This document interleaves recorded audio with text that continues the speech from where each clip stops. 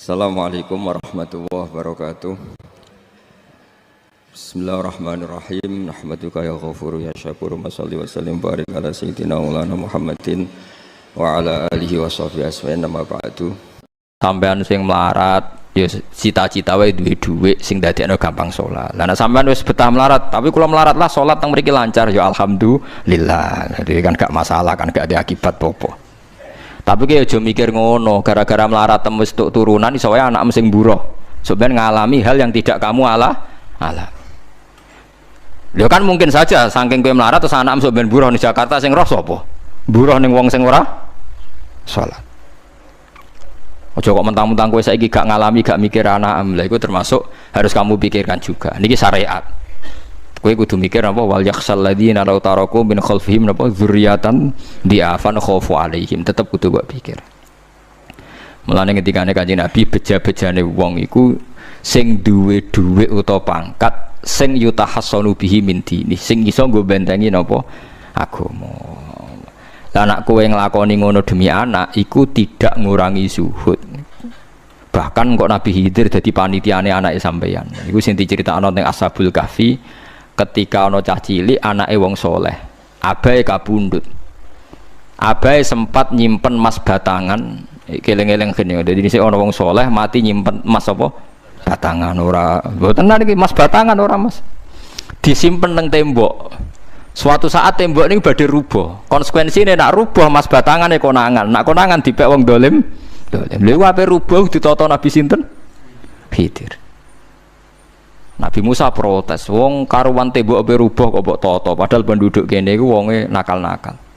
Terus jawab Nabi Khidir seperti wa amal jidaru fakana li hulamaini napa yatimaini fil madinati wa kana tahtahu kanzul lahuma wa kana abuhuma sholihah. Dadi fatwa-fatwa zuhud sing berlebihan wong ora oleh nabung ngomong kosong, tak jamin. Itu ditentang oleh ulama-ulama syariat. Karena di cerita Ashabul Kahfi ini jelas kan, wong soleh nyimpen emas batangan ning tembok demi anake, keberlangsungan kesalehan apa? Anake. Ternyata dipanitiani Nabi Khidir. Supaya emas iki gak jatuh ke tangan-tangan orang zalim. Toh orang ini ketika nyimpen tetap disifati Allah wa kana abuhuma sholihah. Iku nak nunjukno nak wong soleh nabung iku gak ngurangi kesalehan. Tapi rasa mbok mafhum mukhalafah nek ora nabung ora saleh. Innalillahi wa inna ilaihi raji'un. Ora usah ngono, ora usah mbok jerok-jerok. Pokoke intine iku ana ayat wong saleh nabung iku gak ngurangi kesalehan. Wa kana abuhuma sholihah. Lah saiki wong do ora ngalim, sing fatwa zuhud berlebihan nganti wong sawangane duwe dhuwit dosa. Padahal mau dukung awake dhewe, paham nggih? Sing fatwa iku dukung napa? Awake dhewe. Keliru, pokoknya barang berlebihan keliru. Lah sing seneng donya berlebihan, nganti miliaran pun gak jelas hitungane. Ya nek cara kula sak sedengan misalnya sak rugen mati ya warisan piro kan? 50 juta. Piro? Mesin bubut. Mesin bubut anake cek kangelan. Maksudnya cek kangelan ngerjakno. Nak mas sak karek ngedol lho. Mboten sing bener ya emas utawi ya tabungan lho. Mesin bubut padha karo ngeke penggawean.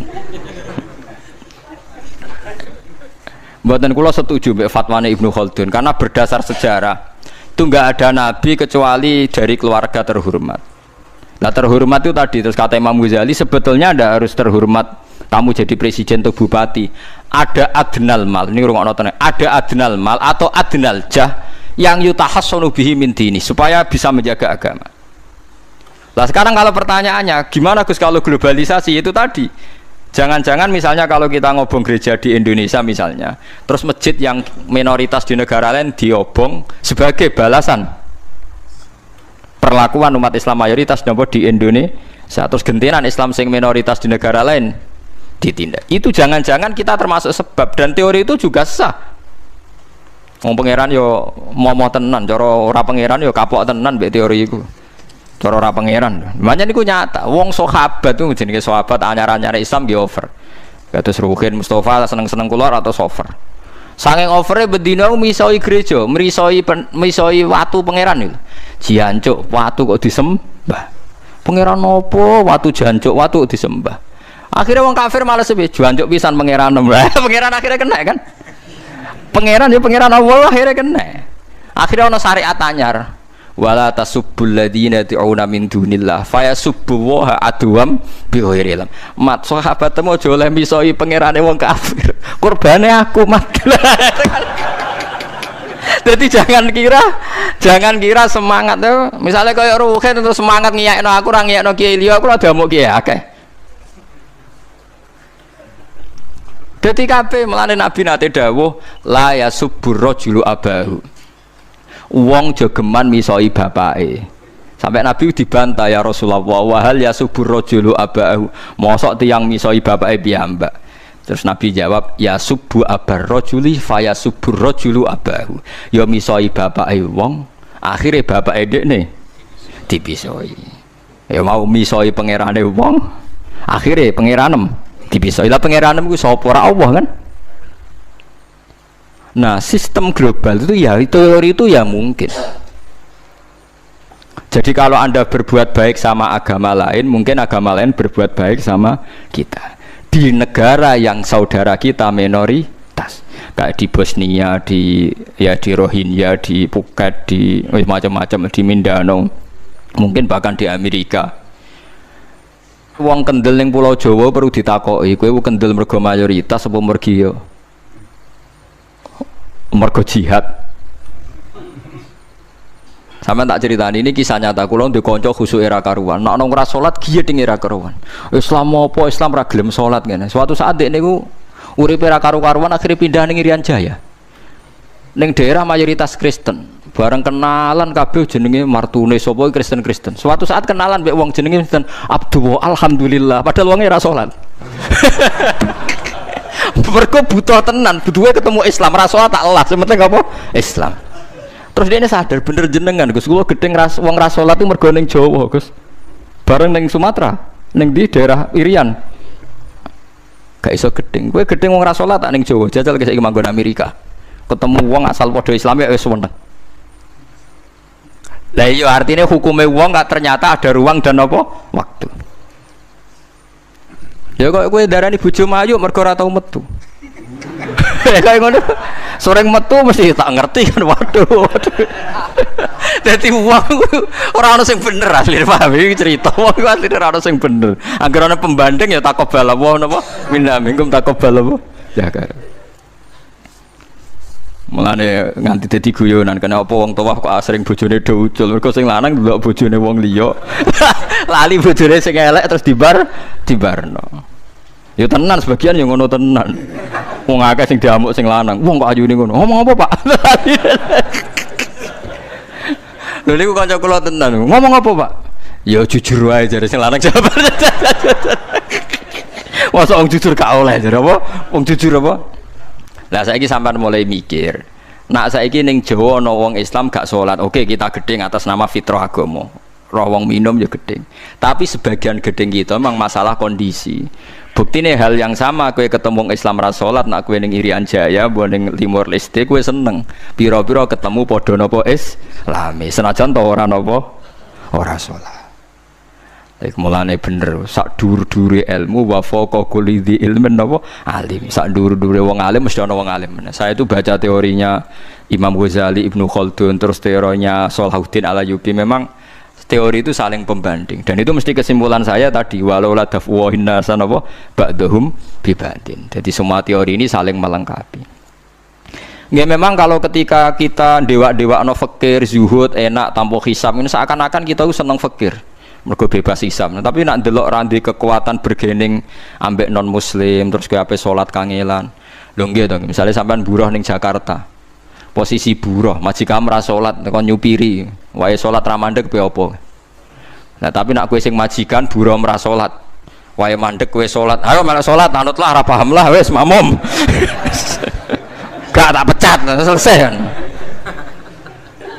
Oh, tetap gara-gara melarat itu tetap ra iso aqamus salat. Mulane ngaji ku sing imbang ya, aja pengagum kemiskinan. Melarat itu rasa mbok kagum-kagume biasa ae.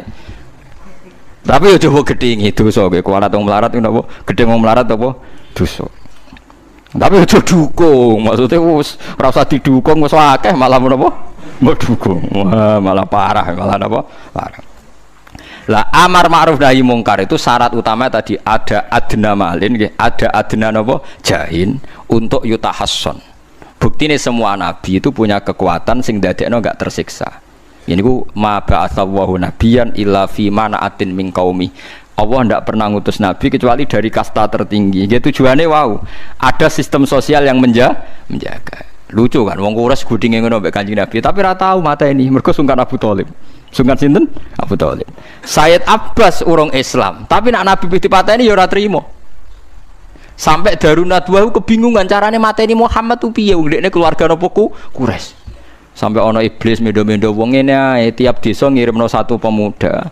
Engko ben dame Muhammad berceceran, pe nuntut sapa ndek nek sing mateni tiap desa duwe utusan sing mate kangelan. Mergo Nabi diutus fi manaatin mingkau. Nah, ketika Nabi pindah teng Madinah niku asline nggih mboten wong asing-asing amat. Mergo tiyang Yasrib niku wonten suku besar jenenge Bani Najjar napa? Bani Najjar. Bani Najjar niku keluarga besar Nabi saking Sayyidah Aminah. Mulane teng bar janji diterangno ketika Sayyid Abdul Gerah niku mergo niliki keluargane mim Bani Najjar. Paham ya? Jadi intinya ya gadah manaatin min qaumi. Gini ku Bani napa? Bani Najjar. Jadi napa jenenge sebutinu wa makatha fihim syahron yu'anu nasukmahu wasakwa. Iku suku napa Bani Najjar. Akhwalihi min Bani napa? Najjar. Jadi eling-eling. Jadi mboten saged. Mane sampean ya ora usah protes. Kadang-kadang kena apa wong alim-alim ya rontok-rontok Gus, rontok-rontok mulya karepe ben rapati repot nemen-nemen. Misalnya kayak wong alim terus wong biasa total wino terus kon bubut ruhin, nah wae mulang wae kon apa bubut, ayo repot. Jadi kus pengeran apa orang ngono radiga. Saya itu nggak pernah loh takut mati meskipun saya masih muda, karena saya bayangkan mati itu ya baik-baik saja.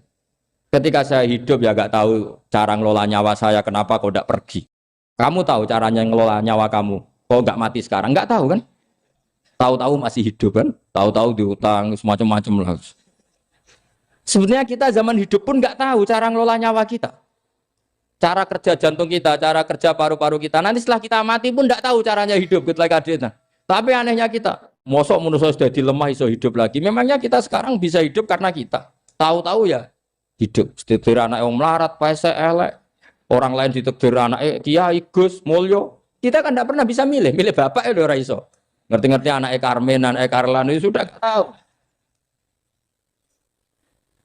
Artinya gini ya, sudah ya Allah, ketika saya hidup ya tidak tahu kenapa saya hidup, pasti engkau yang menghidupkan. Ketika saya mati juga tidak tahu kenapa saya mati, pasti engkau yang menghidupkan dan mematikan. Maka saya akan baik-baik saja di akhirat, karena ketika di dunia Tuhannya yang engkau, ketika di akhirat Tuhannya, dan sifat engkau tidak akan rubah, tetap arhamur rahimin. Makanya dulu wali-wali itu kalau mau mati ya santai aja. Said Umar bin Abdul Aziz itu ulama-ulama dulu kalau mau meninggal itu kalau keluarganya nangis marah besar. Memangnya mau kemana kamu nangisin saya? Lah kamu kan mau mati. Memangnya mau kemana kalau mati?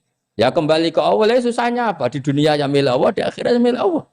Inna sholati wa nusuki wa mahyaya wa mamati lillahi rabbil. Yang aneh sampai harus melarat orang wani mati. Wah aneh tenan. Ya karena sampean tahu mungkin di akhirat lebih miskin lagi kan. Terus repot terus. Coba kalau dari awal kita menstatuskan diri kita biadillah, inna sholati wa nusuki wa mahyaya wa mamati. Tapi kamu salah status. Mengatakan kehidupan adalah momen untuk mencari kesejahteraan. Kehidupan adalah momen untuk cari karir. Kamu mensifati kehidupan secara salah. Jika kamu terjebak nyari karir, nyari kaya. Coba kalau kamu pakai mazhabnya Sufi, kehidupan adalah pemberian dari Allah untuk kembali kepada Allah. Kematian ya seperti itu. Akhirnya ya santai saja. Inna sholati wa nusuki wa mahyaya wa mamati lillahi rabbil alamin. Istri juga gitu. Saya itu tidak sombong. Saya itu mulai nikah sampai sekarang itu hampir gak pernah tukaran sama istri. Sama istri saya itu sering bilang gini, Gus kali-kali kalau saya ngamuk itu diwales, dilawan. Supaya saya punya musuh katanya. Betul ya? Ya saya bilang gini. Allah itu maha baik sama saya. Ketika harmonis, ganjaran saya ya lewat harmonis itu. Sehingga saya ngasih uang, menyenangkan Anda. Ketika Anda marah, ganjaran saya lewat sabar. Ya sudah, itu semuanya baik. Kalau kamu marah, saya tidak dapat pahala. Makanya kalau kamu marah tak dengerin. Ini cara Allah membuat pahala tanpa bayar kata saya. Justru kalau pas rukun itu untuk dapat pahala harus nyervis, jajak nukokno kelambi mahal katanya. Boros itu pahala yang boros katanya. Tapi kalau kamu marah ini pahala paling murah, nggak usah biaya, dapat apa? Pahala. Cukup sabar. Lu itu kalau terlatih lama-lama dapat ya biasa saja. Ulama dulu seperti itu semua. Imam Syafi'i itu pernah ada orang baik sekali sama beliau. Orangnya itu munafik padahal. Tapi kalau setelah keluar dari Imam Syafi'i dia memaki-maki Imam Syafi'i. Suatu saat yang tadi muji-muji jenengan tuh di luar maki-maki jenengan. Imam Syafi'i itu guyu. Guyu sebenarnya bukan alhamdulillah. Muridnya kan janggal. Ini dikasih tahu gitu. Alhamdulillah. Kenapa Imam Syafi'i dia kan di luar maki-maki jenengan. Berarti aku wong wibawa ning ngarepku rawani. Ya jadi dianggap enteng saja melihat. Berarti aku wong wibawa ning ngarepku ora wani. Ya sudah. Terus ketika ditanya, tapi itu kan bahaya bagi Anda karena memfitnah Anda gini-gini. Kata beliau, zaka Allah. Yang kritiknya bahaya itu hanya Allah Ta'ala. Yang lainnya enggak bahaya. Karena ini makhluk dhaif, enggak penting. Loh kamu sampai tersiksa dikritik orang karena kamu nganggap makhluk itu penting. Ini gobloknya sampean. Goblok segoblok-gobloknya. Coba kalau kamu mensatukan makhluk tetap makhluk, kritiknya enggak penting. Selesai kan? Selesai enggak? Ini problem Anda ada wali itu, kalau dikritik ya susah. Makanya ada wali itu problem menurut saya. Makanya saya enggak ingin enggak jadi wali itu kan. Karena hanya wali yang hidupnya itu la khaufun alaihim walahum. Ya. Orang dulu tuh semudah itu hidup. Gampang sekali. Dulu ceritanya di antara ceritanya manakibnya Sayyid Ja'far Shadiq itu, kalau ada orang memaki-maki dia itu dikirimi hadiah. Kenapa ya? Karena kebaikan kamu telah kamu berikan kepada saya, ini hadiahnya. Sampai malu yang kritik itu. Kan kalau orang rasani itu kan kebaikannya dikasihkan sama yang dirasani.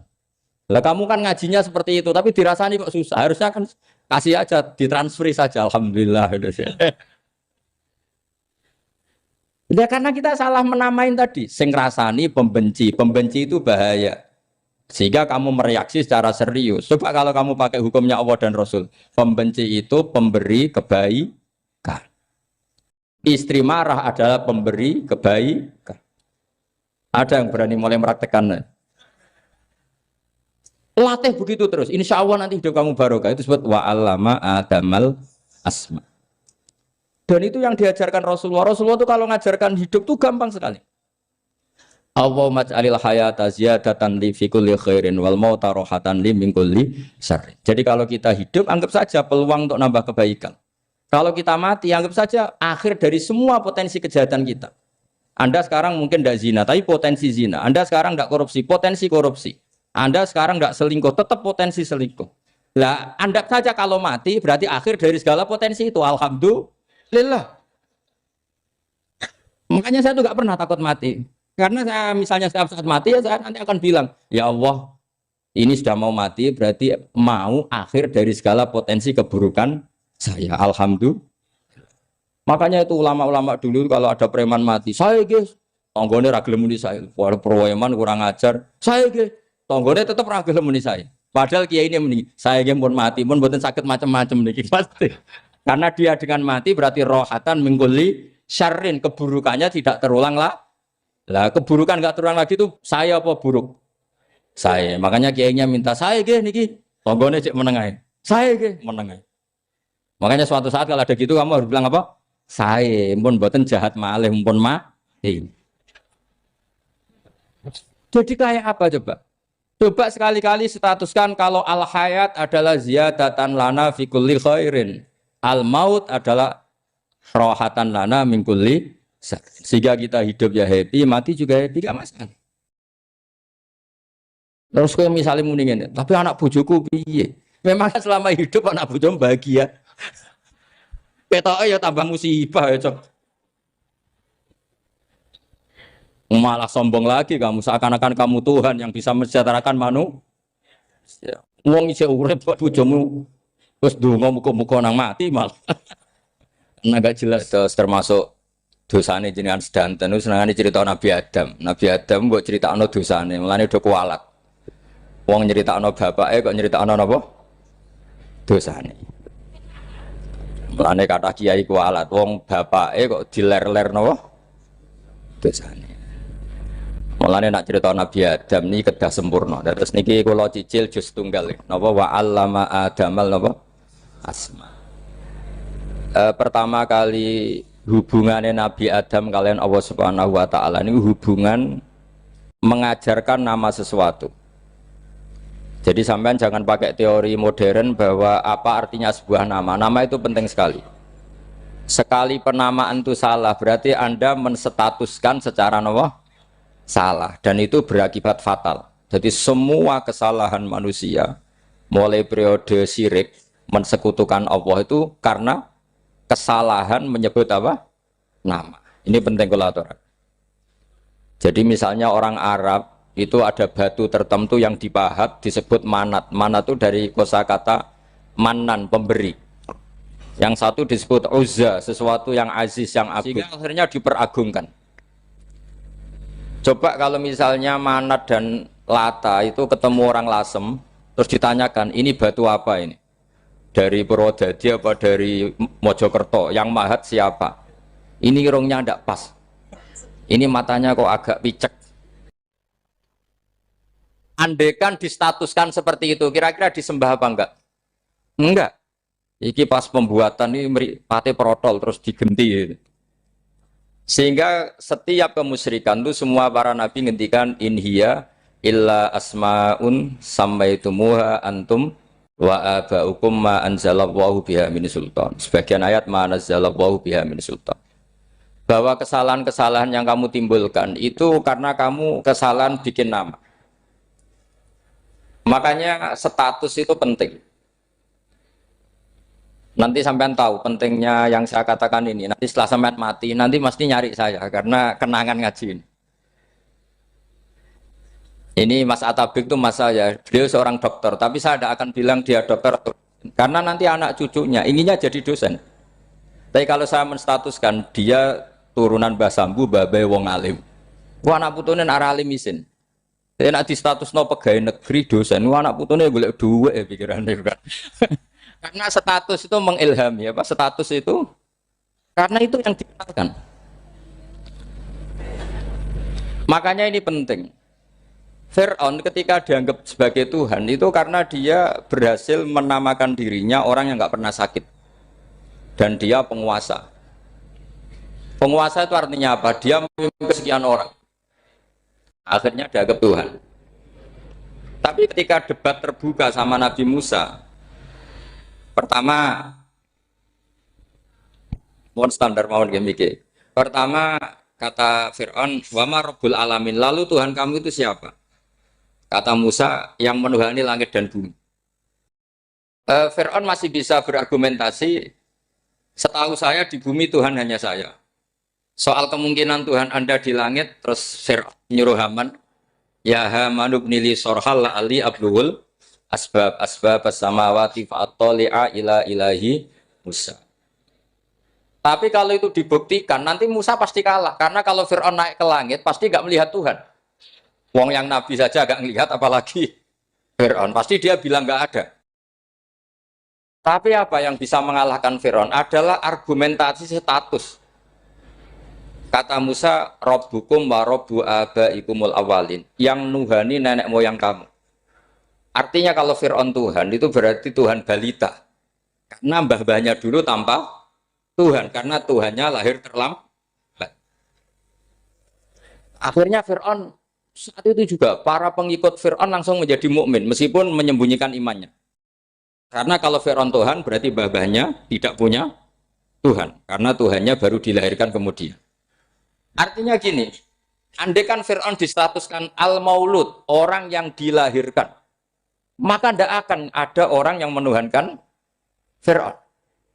Atau Fir'aun dibahasakan wujida ba'da alam yakun. Dia ada setelah dulu-dulunya tidak ada. Apapun hebatnya Donald Trump, apapun hebatnya Cleopatra, apa Fir'aun, semuanya itu wujidu ba'da alam yakun. Mereka ada dari tidak ada. Yang seperti ini pasti tidak Tuhan. Makanya Allah mengenalkan manusia itu sederhana supaya tidak pernah jadi Tuhan. Hal ata alal insani khinum minad dahri lam yakun syai'am mazkura. Manusia itu siapa? Ya manusia itu makhluk yang ada dari tidak ada. Dengan status itu enggak mungkin kamu Tuhan kan. Ini penting saya utarakan. Jadi dua gerakan Allah itu pasti dimulai salah penamaan. Makanya saya kemarin ketika Mbah Mun intakola ila rofiqil ala ketika beliau wafat, saya bilang ke anak-anak Anwar, statuskan Mbah Mun sebagai orang alim allama al-faqih, muridnya Sayyid Alawi, muridnya Mbah Zubair.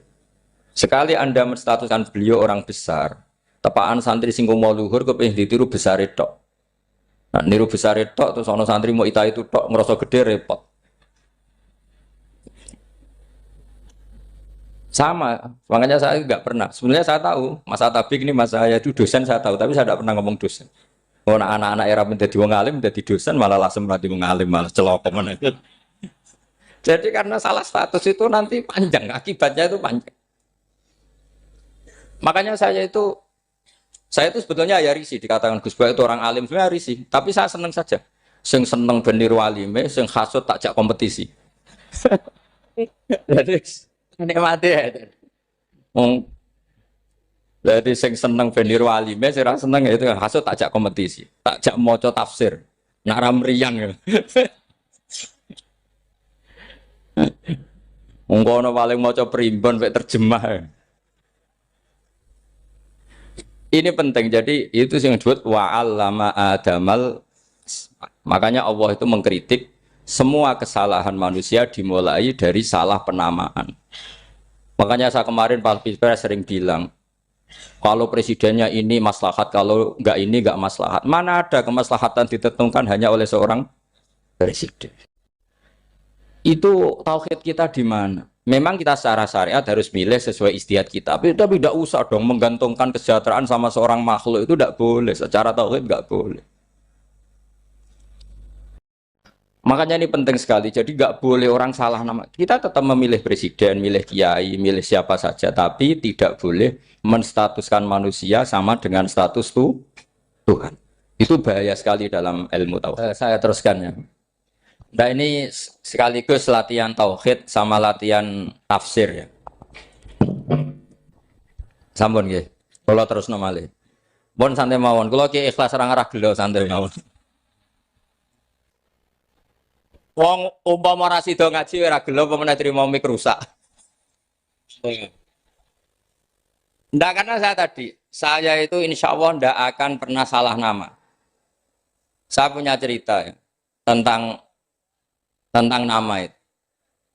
Ketika seseorang baik sama tetangga, itu kalau sampean seorang mukmin yang mukhlis, mukmin yang ikhlas, pasti ya karena diperintah Allah. Saya ngajar seperti ini karena diperintah Allah.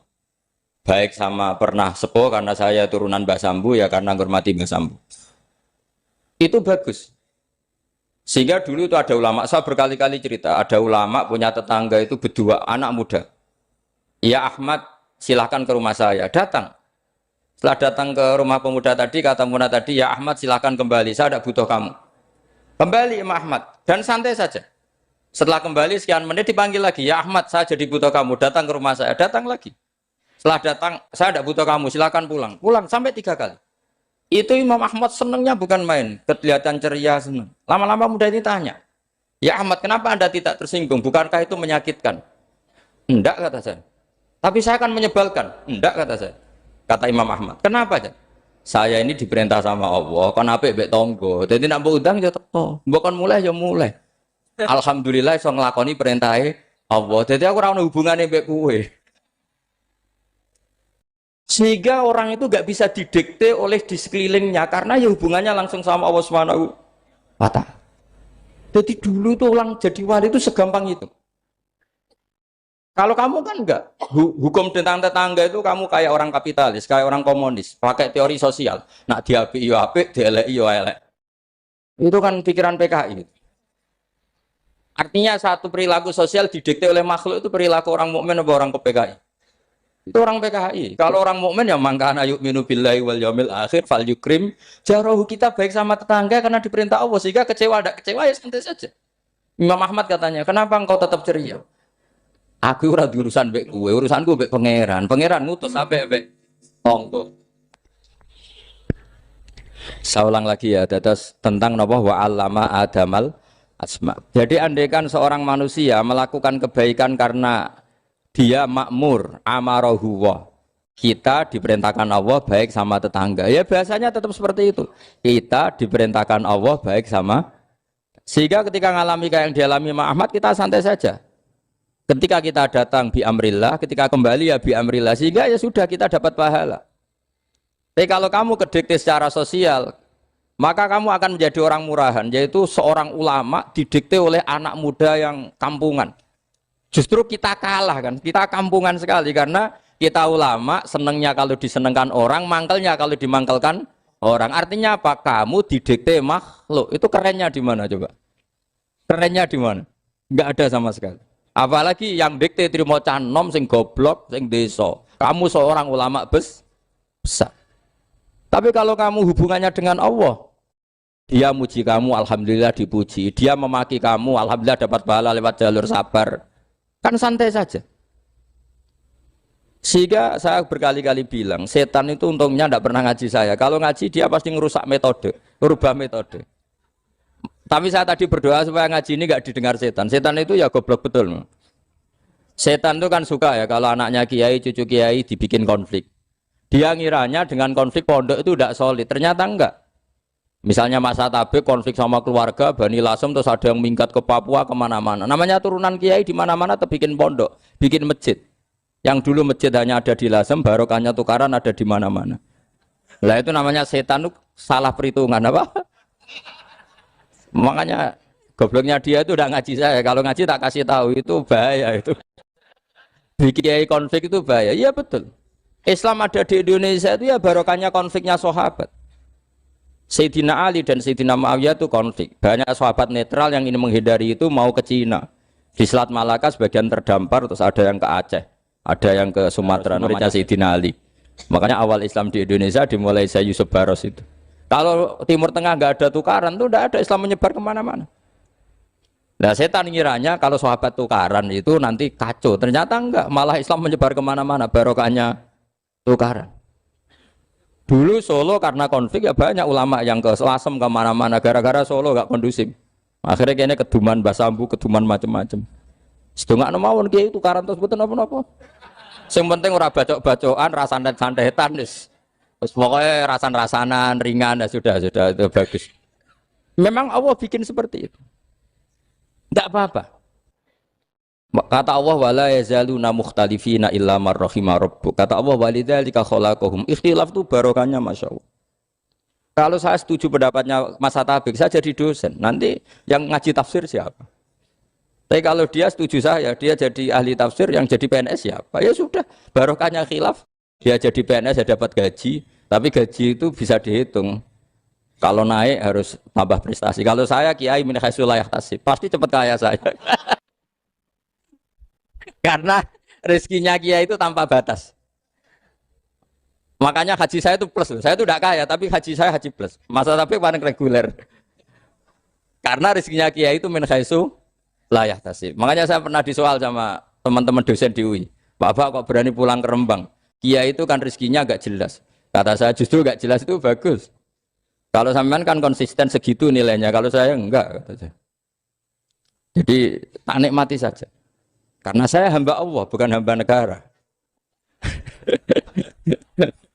Kalau hamba Allah ya gaji Allah. Kalau hamba negara ya negara itu, negara sama Allah kayak mana? Allah ya sudah pinter berarti sudah. Jadi jangan pernah kita ini salah nama. Kalau salah nama itu bisa panjang. Makanya ada wali itu kalau dongo itu rontok kriminal, tapi malah pangeran seneng. Sampai dalam riwayat itu innahu yudkhikuni al-yauma salasa marat. Wali itu bisa menertawakan saya 3 kali. Itu kata Allah. Itu kalau dongo itu agak kriminal, tapi mesti mustajab. Tapi kalau kamu niru sudah tidak mustajab, karena ini KW, copy paste. Itu kalau dia datang ke Raudhah itu bilang gini wali tadi, ya Allah, saya ingin jadi orang baik. Jika engkau turuti doa saya, maka surra habibuk, kekasihmu ini menjadi senang. Tapi jika saya jadi orang jelek, surah aduwuk yang senang itu iblis. Sekarang milih mana jenengan? Menyenangkan kekasih kamu apa menyenangkan musuh kamu? Itu cuma riwayat terus kata Allah bilang ke Nabi Muhammad karena wali kan ada alam roh. Wis kandhani wis mustajab coba lain itu kayak gue. Segampang itu wali punya hubungan. Saya ulang lagi ya tapi jangan ditiru. Karena kamu tidak wali, nanti setelah wali niru gak apa-apa. Ya Allah, saya ini ingin jadi orang baik. Kalau saya jadi orang baik, maka surra habibuk, kekasihmu menjadi senang. Kalau saya jadi orang buruk, surra aduwuk, musuh kamu menjadi senang. Tinggal engkau lah sekarang sebagai Tuhan, senang menyenangkan kekasih kamu, menyenangkan musuh kamu. Ya tentu Allah pilihannya kan senang menyenangkan kekasihnya. Terus kata Allah sudah sampai situ aja doanya, jangan panjang-panjang, baca-baca malah repot. Semudah itu mereka hubungan dengan Allah SWT karena mereka tidak pernah salah nama. Kalau kita kan tidak. Kita tidak mesti walinya, tidak mesti istiqomahnya, kiai saja karena diangkat MUI, bukan karena kiai betul, atau diangkat di struktur kepengurusan NU. Terus doa pakai namanya sendiri, ya Allah saya ini ngitmai agama sudah lama, mbok ya Allah saya ini jadi gini-gini. Status kamu itu belum ada di arsy. Ini penting saya utarakan, jadi nama status itu penting sekali. Sehingga semua kesalahan saya ulang lagi itu karena status. Ini penting saya utarakan karena sekarang itu banyak nama itu disepelekan. Saya itu sering sinau kamus, jadi saya termasuk menekuni tafsir itu diantaranya menekuni kamus. Saya punya kamus banyak, mulai yang dikarang orang setengah kafir, munjid itu kan, kafir tapi setengah. Karena timnya banyak yang muslim juga. Ada yang virus abadi, macam-macam. Yang saya kenang dari kamus, di antara kamus yang saya kenang tentu miliknya Said Zabidi, kamus Mukhid itu. Ada kamus milik saya namanya Mukhtarus Sikhah. Itu dikarang oleh orang alim. Itu bilang begini. Sama tak bedai sekarang. Lafat ilah itu maknanya apa? Tuhan kan? Tasniahnya apa? Dia bilang isim ini tidak punya tasniah. Dia bilang ilah. Normalnya tasniahnya ilahani. Jam'anya taksir alihah. Tapi kata dia nggak boleh. Lughat seperti itu gak boleh. Karena kullusmin harus ya dulu ala aini musammahu. Ilah itu nama tunggal untuk Allah. Sehingga karena Allah itu tunggal gak boleh ada tasniahnya ilahani. Karena kalau ilahani berarti kamu nerjemah apa? Dua Tuhan. Berarti kamu nganggap ada Zaidun. Ketika Zaid dua kamu bilang Zaidani. Kalau banyak kan gak pernah ada Tuhan dua atau tiga.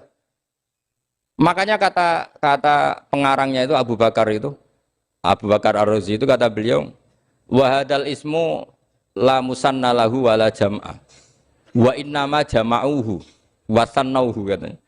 Isim ini tidak punya tasniah, tidak punya jamak. Tapi kalau orang-orang katanya, orang-orang itu bilang ini ada jamaknya, ada tasniahnya. Ini penting sekali. Karena kesalahan itu enggak ada. Cara teori Quran itu kesalahan itu enggak ada. Yang ada adalah orang salah. Beda loh ya. Tak wari dadi wong pinter. Makanya ini sampai subuh, tak wari dadi wong pinter. Saya ulang lagi ya. Kesalahan itu tidak ada. Yang ada itu orang salah. Pernah ada enggak 1 tambah 1 15? Enggak ada kan? Tapi kalau orang salah bilang 15, ada. Pernah enggak putih ini hakikatnya hitam? Enggak pernah kan? Tapi kalau orang salah, misalnya Rabun bilang ini hitam, ada. Sehingga ini penting, ini dalam teori ilmu mantek. Setiap Allah menyalahkan mereka itu kata Allah yaquluna bi afwahihim. Mereka itu melafatkan dengan mulut mereka bahwa Tuhan itu tiga misalnya, bahwa Lata Hubal itu Tuhan. Itu kalimat yang keluar dari mulut mereka tapi tidak menunjuk hakikat. Makanya kata Allah kaburas kalimatan takhruju min afwahihim. Sungguh kalimat itu kalimat kriminal betul yang keluar dari lisan mereka. Karena apa? Normalnya kalimat itu tadullu ala musammahu atau musammaha. Yang namanya kalimat misalnya putih yang menunjuk putih, hitam menunjuk hitam. Nah, kalau Tuhan kok ditunjukkan ke batu, itu kan kacau. Tuhan kamu siapa? Hubal, itu batu apa Tuhan? Batu. Tuhan kamu siapa? Yesus. Yesus itu manusia apa Tuhan? Manusia. Makanya kata Allah, kaburos kalimatan takhruju min, mesti itu ayat iyaquluna illa kadiba. Ini penting saya utarakan. Jadi makanya kesalahan itu tidak ada, yang ada itu orang salah. Makanya kata Allah ja'al haqqu wa zahaqal batil. Kalau ada hak pasti batil itu hilang. Tapi orang yang meyakini kebatilan banyak, tapi kebatilan itu tidak ada. Pernah ada enggak 1 tambah 1 15? Enggak pernah ada kan? Tapi kalau orang bilang itu ada. Ini penting saya utarakan. Makanya kamu jangan janggal. Kata Allah ja'al haqqu wa zaqal batil. Ternyata sekarang kebatilan ada di mana-mana. Barang batil itu enggak pernah ada. Yang ada pelakunya. Misalnya nyon sewu misalnya gini. Zina itu mengenakkan apa enggak? Kata orang yang ahli nafsu mengenakkan. Tapi hakikatnya tidak pernah mengenakkan. Sekarang tanyakan yang pernah melakukan itu, yang terhantui dosa oleh itu. Hakikatnya menyakitkan apa mengenakkan? Menyakitkan. Tapi yang bilang mengenakkan ada, tapi hakikatnya tetap menyakitkan. Nah, semua kesalahan manusia itu dimulai cara membahasakan. Mengambil uang negara korupsi itu kata yang baru keturutan nafsu nih. Enak punya uang banyak, mengenakkan. Tapi kata yang sudah ketangkep, menyakitkan. Nah faktanya korupsi itu dihisap sampai akhirat. Statusnya itu menyakitkan apa mengenakkan? Menyakitkan. Andai kan orang menstatuskan korupsi menyakitkan, maka akan menjauhi korupsi. Makanya semua kesalahan itu dimulai dari salah memberi nama. Ini penting saya utarakan supaya kamu kalau menafsirkan Quran itu nanti terus benar. Makanya setiap kesalahan kata Allah apa? Kaburas kalimatan takhruju min afwai. Nah kalau kalimat itu nyata kata Allah kalimatu haqqin aliyana nahya wa aliyana mut wa aliyana nub'as. Atau katanya istilah pangeran dzalika bi anna Allaha wal haqqu wa nama yatuna min dunihi wal batil. Nanti terus urut, sampean baca Quran nanti bisa kayak saya urut, konsisten. Yaitu tadi. Misalnya Fir'aun itu orang pakai status yang diajarkan Allah ke kita. Fir'aun adalah wujida ba'da alam yakun. Fir'aun adalah makhluk yang sekarang ada, tapi dulu-dulunya tidak ada. Padahal sebelum ada Fir'aun sudah ada bumi, ada langit, ada matahari. Sebelum ada Yesus, ada Isa, sudah ada bumi, ada matahari. Artinya apa? Zaman langit bumi ada, penyebabnya Isa apa enggak? Enggak kan? Karena dia ada setelah adanya langit dan bumi. Fir'aun juga gitu. Yesus juga gitu, semuanya begitu. Makanya Allah mengajari kita apa? Hal ata alal insani hinum minad dahri lam yakun syai'am madhkura. Katakan manusia itu siapa? Manusia adalah makhluk wujud yang dulu tidak ada. Sekarang banyak enggak orang yang sudah kaya sebelum Pak Jokowi jadi presiden, sebelum Pak SBY jadi presiden, sebelum Pak Karno jadi presiden? Banyak enggak yang sudah kaya sebelum? Banyak kan? Artinya yang mengkayakan itu presiden Pak Allah. Allah. Sekarang kamu miskin, kamu nggak bisa nyalahkan Pak Jokowi. Sebelum Pak Jokowi presiden, kamu sudah miskin. Ya, artinya yang memiskinkan itu presiden apa takdir? Takdir. Makanya wa anna ila rabbikal muntaha wa annahu adhaka wa abka wa annahu amata wa ahya wa annahu khalaqaz zawjaini dzakara wal unsa. Jadi kita miskin ya karena kehendak Allah, kita kaya kan semua itu karena Allah. Tapi kita terjebak hukum modern. Nak presiden iki sejahtera, nak iki ora. Ya mungkin secara bahasa syariat mungkin ada benarnya, tapi kita ini kan dilatih ilmu hakikat. Tak ulang malam 13 Dzulhijjah masuk ilmu cek syariat tok. Kok gak pinter-pinter banget cek goblok kan gitu. Kenapa nama itu penting? Begini. Alam yang dipakai Quran, alam itu nama ya, alam mangkul. Semua alam. Wah nanti subuh tak jamin pinter nih. Tapi saya tetap mau setengah jam. Karena saya tahu sampai subuh pun kira-kira ya tidak pinter, jadi ya setengah jam. Jadi nanti kalau kamu ditanya, kenapa tidak pinter? Mari Gus Bak mulangnya setengah jam. Punya alasan. Kalau sampai subuh kok gak pinter kan? Goblok banget nanti subuh orang pinter. Iya nak orang-orang bilang gitu. Lah anak saya ngomongin, oh mesti salah metode, gurune yang salah. Diulang orang pinter-pinter mesti salah sing mulang gitu. Pala repot lagi nanti. Saya beri satu teori bahwa nama itu penting. Rasulullah itu pernah guyon gini. Ini guyon betul ada di hadis Sahih, ada di juz 3 di kitab Bukhari. Allah itu kalau ingin bully, Allah itu suka bully, suka goda orang. Kalau ingin bully orang kafir itu menamakan kekasihnya namanya Muhammad. Makanya Nabi pernah guyon. Ala ta'jabuna kaifa yasrifu wa anni syatma Quraisyin wa la'nahu. Kenapa Anda nggak pernah berpikir bahwa Allah begitu mencintai saya sampai bikin nama untuk saya itu nama yang membingungkan semua orang kafir? Karena kalau Abu Jahal nyari Muhammad mana itu kalau kamu tahu bahasa Arab berarti artinya kan orang terpuji mana? Padahal Abu Jahal itu menghindari kata orang terpuji. Jadi bingung dia. Muhammad kamu jancuk, coba kamu terjemah. Wahai orang terpuji kamu, itu kan kado semua. Makanya Allah itu suka bully. Jadi kata Nabi Muhammad, kamu tahu betapa Allah itu mencintai saya dan bikin bingung orang-orang yang menghujat saya. Karena mereka kalau menghujat saya tetap menamai Muhammad. Itu coba kalau kamu tahu bahasa Arab, maknanya Muhammad orang yang berarti kira-kira kalau Abu Jahal Misa itu jancuk kamu Muhammad. Berarti artinya apa? Wahai orang terpuji, kamu jancuk. Ini kalimat yang kacau kan? Akhirnya Abu Jahal pinter. Kalau nyari Muhammad bilang gitu. Ya mudammam, ainal mudammam. Makanya kata Nabi, yastamu namudammaman wa yal'aunu namudammaman wa ana Muhammad. Akhirnya Abu Jahal kalau nyari Muhammad, ainal mudammam, mana orang yang tercela?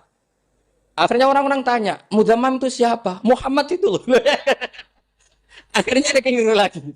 Ya Muhammad itu loh. Akhirnya ya bilang Muhammad lagi. Jadi kayak apa? Makanya itu saya mangkal kalau sama orang dan anaknya Kiai jenenge Agus karena ya tetap diceluk Gus. Karena ya saya itu punya teman itu gak Gus, mangkalnya bukan main sama anaknya Kiai. Dia punya cita-cita anaknya nanti dinamai hanya Agus saja. Supaya semuanya manggil. Terus nanti yang kasut ya bilang Gus. Kayak kemarin pas Pilpres itu macam-macam. Tapi ini penting saya utarakan, jadi nama itu nggak boleh salah, status juga nggak boleh salah. Makanya saya ingin misalnya anaknya Kiai kok jadi pejabat, ya sudahlah jabat itu. Saya betul, saya sampai sekarang dengan Gus Yasin itu ya tetap nyucup. Saya bilang ini putra guru saya, ini Gus saya. Saya tidak pernah membahasakan beliau wakil gubernur. Bahayanya nanti suatu saat, oh ini mantan, kan repot. Jadi ini penting, status itu penting.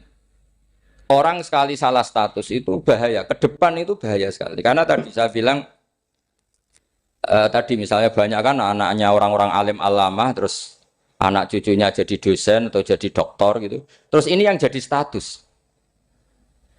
Nggak boleh seperti itu. Ya sudah, dokter secara akademik, dia jadi PNS karena kestatusan itu, tapi di keluarga tetap saja status alimnya saja. Atau mudawimul khairi, mudawimul tahajud. Mudawimu apalah, ini selalu tahajud, ini selalu deres, ini selalu ibadah. Sehingga anak cucu kita ya kenangannya itu. Anak-anak saya meskipun kecil itu jamaah terus, karena ya saya selalu jamaah. Dan saya melihat, kalau anak saya tanya, Pak, kenapa Bapak sholat terus? Ya saya bilang, sepantasnya jadi manusia sujud, cuma selama melok dudunya, melok nganggo. Pangeran dibayari ya ora gelem. Kata saya gitu, wong nganggo wong ya bayar. Lagi nganggo bumine pengiran ra bayar wis, anggap aja sujud itu bayar kata saya gitu. Sehingga merasa sujud itu satu identitas. Ini penting saya utarakan karena tadi saya betul-betul mengenang istilah Allah wa 'allama Adamal asma. Semua kesalahan itu kata para nabi inhiya illa asmaun samaitumuha antum ba'atau. Kita membahasakan misalnya Presiden Amerika orang terkuat di dunia. Bagaimana mungkin orang terkuat kemudian agak mangan sedino lemes? Hebatnya ning ndi? Iku nak pas mules weteng agak ngising ya lemes. Hebatnya apa? Makanya Allah ketika menerangkan Isa itu tidak Tuhan, itu Allah sederhana cara ngendikan. Karena yakulani to amal masih ibnu Maryam illa rasul. Qad khalas min qablihir rusul. Wa ummuhu siddiqah kana yakulani to'am. Artinya kalau Isa itu tidak mangan ya lemes. Nak keluarkan ya kudu ngising. Lah terus mbok sembah itu terus piye? Jadi gak kebayang seorang Tuhan kemudian kalau gak makan tuh lemes. Berarti statusnya Isa apa? Orang yang lemes kalau tidak makan. Terus kamu Tuhan kan? Aneh gak? Aneh. Jadi andaikan manusia dengan status yang diterapkan Allah, yang distatuskan Allah itu pasti tidak ada yang salah. Karena yakulanit.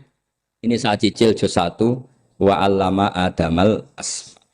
Makanya kata Rasulullah Allah ta'jabuna kaifa yusrifu wa annisat ma quraisin wa dhamma. Ini penting, nama itu penting. Karena sekali nama ini salah, coba misalnya orang sepakat darani Fir'aun itu wujida ba'da alam yakun. Fir'aun itu ada yang dulu-dulunya tidak ada. Hal ata alal insani hinum minad dahri lam yakun sayam mat. Coba kalau kamu melihat, sekarang kamu hidup itu apa? Untuk sujud. Sujud itu murah, gampang. untuk mengenal Allah. Allah itu gampang kita kenal karena Allah itu adzaru minadz dzahir. Adzaru dzahir itu Allah, zat yang begitu jelas. Lah mati itu mau apa? Ya menuju Allah.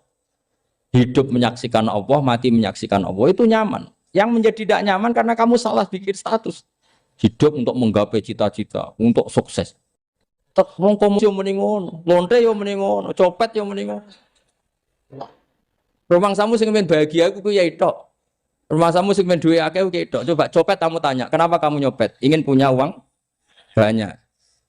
Terus kiai tak kok sering dakwah kena opo? Repot to. Ngajape ngono maksudnya. Saya nak jawab dakwah nyebarno Islam, aku ora dibayar apa-apa. Waras berarti, napa? Ini penting saya utarakan, makanya saya itu mau ngajar itu diantara itu. Al ismu ya dulu ala musamma. Maka itu hebatnya Quran. Quran itu ketika menjamakkan kata ilah itu diulang. Qul law kana ma'ahu alihatun kama yaqulun kata Allah. Karena lafaz ilah itu tidak boleh dijamakkan. Itu jamak kriminal. Loh kok tidak kriminal gimana coba? Kalau Zaidun itu satu, boleh enggak kamu mengatakan ja'a Zaidani? Enggak boleh kan? Kalau Zaidun satu, boleh enggak kamu mengatakan ja'a Zaiduna? Enggak boleh kan? Sama ilah itu satu apa dua? Satu. Boleh enggak kamu katakan ilahani, dua Tuhan? Enggak boleh. Makanya Allah kalau mengatakan alihah itu qul law kana ma'ahu alihah, andekan. Lau itu andekan. Itu aja masih ditututi kama yaqulun, sebagaimana mereka katakan. Karena lafaz ilah itu tidak pernah punya jamak alihah. Makanya Allah ngendikan qul law kana ma'ahu alihah, masih ditambahi kama yaqulun, tapi itu kata mereka kira-kira gitu. Maka kenangan saya sama Mbak Turekan, saya ini masih pernah setuju sama Mbak Turekan karena saya mbah saya kandung namanya Fatimah, itu abahnya itu orang sini, Fakhriyas itu. Ibunya itu orang Kudus, makanya saya ini ya turunan Kudus, turunan Nas. Itu kalau Mbak Turekan, kalau hari kematian Yesus, itu kan ditulis hari wafatnya Yesus. Mbak Turekan kan tentu meyakini Yesus itu Isa itu tidak mati tapi makanya di kalender Kudus sampai lihat itu kan matinya Sibah Isa kan ada dalam kurung Sibah Isa. Jadi yang mati itu Sibah Isa. Karena kalau yang mati Isa kan menyalahi Quran wa ma qataluhu wa ma salabuhu walakin subyalah. Maka ditulis kematian Sibah Isa. Hanya Almanak Kudus, yang lainnya enggak karena sudah ikut bahasa nasional. Saya pernah agak bantah dulu ya masih ditulis gini saja, kematian Yesus dalam kurung katanya. Jadi ono. Karena saya ini teori Quran. Quran itu kalau ada bahasa salah, itu diulang. Qul law kana ma'ahu alihatun kama yaqul. Karena enggak benar, jamak alihah itu enggak benar. Bagaimana mungkin sesuatu yang satu dijamakkan? Coba kamu bisa mengatakan Zaiduna karena Zaidnya banyak. Kamu punya tamu rojulun. Kalau orang banyak rijalun. Kamu melihat satu masjid, masjidun. Kalau masjid banyak masjid. Masalahnya Tuhan itu tidak pernah banyak, mau satu. Makanya itu hebatnya kamus-kamus yang dikarang orang alim. Bahas tasniahnya ilahun itu lam yujad katanya. Tapi wajaduhu wasamauhu. Tasniah ini enggak ada secara hakikat, tapi mereka ada yang menjamakkan, yaitu mereka-mereka yang salah. Makanya tadi dalam ilmu mantek kesalahan itu tidak pernah ada, yang ada adalah orang yang salah. Jadi kesalahan itu tidak pernah ada. Yang ada adalah orang yang satu tambah satu pasti dua. Enggak mungkin empat. Empat enggak ada, lima enggak ada. Tapi orang jawab salah, banyak. Nah, itu namanya ilmu. Ya, makanya yang namanya ismu itu mesti ya dulu ala musamma. Andai kan orang mengatakan Lata Uzza, ini batu yang dipahat oleh si A. Dulu pesennya di Muntilan, batunya dari Mojokerto. Dulu pas bikin tangannya protol terus disemen, dilakban. Bisa nggak jadi Tuhan kalau dengan status seperti itu? Fir'aun misalnya, dulu nggak ada, lahir ngompolan, tahu retoreten, ciliknya malah tahu tipes. Terus tua-tua jadi pangeran, aneh nggak tuh? Jadi semua, makanya setiap kemusyrikan itu kata Allah, inhiya illa asmaun samaitumuha antum wa abaukum ma anzalallahu biha min su.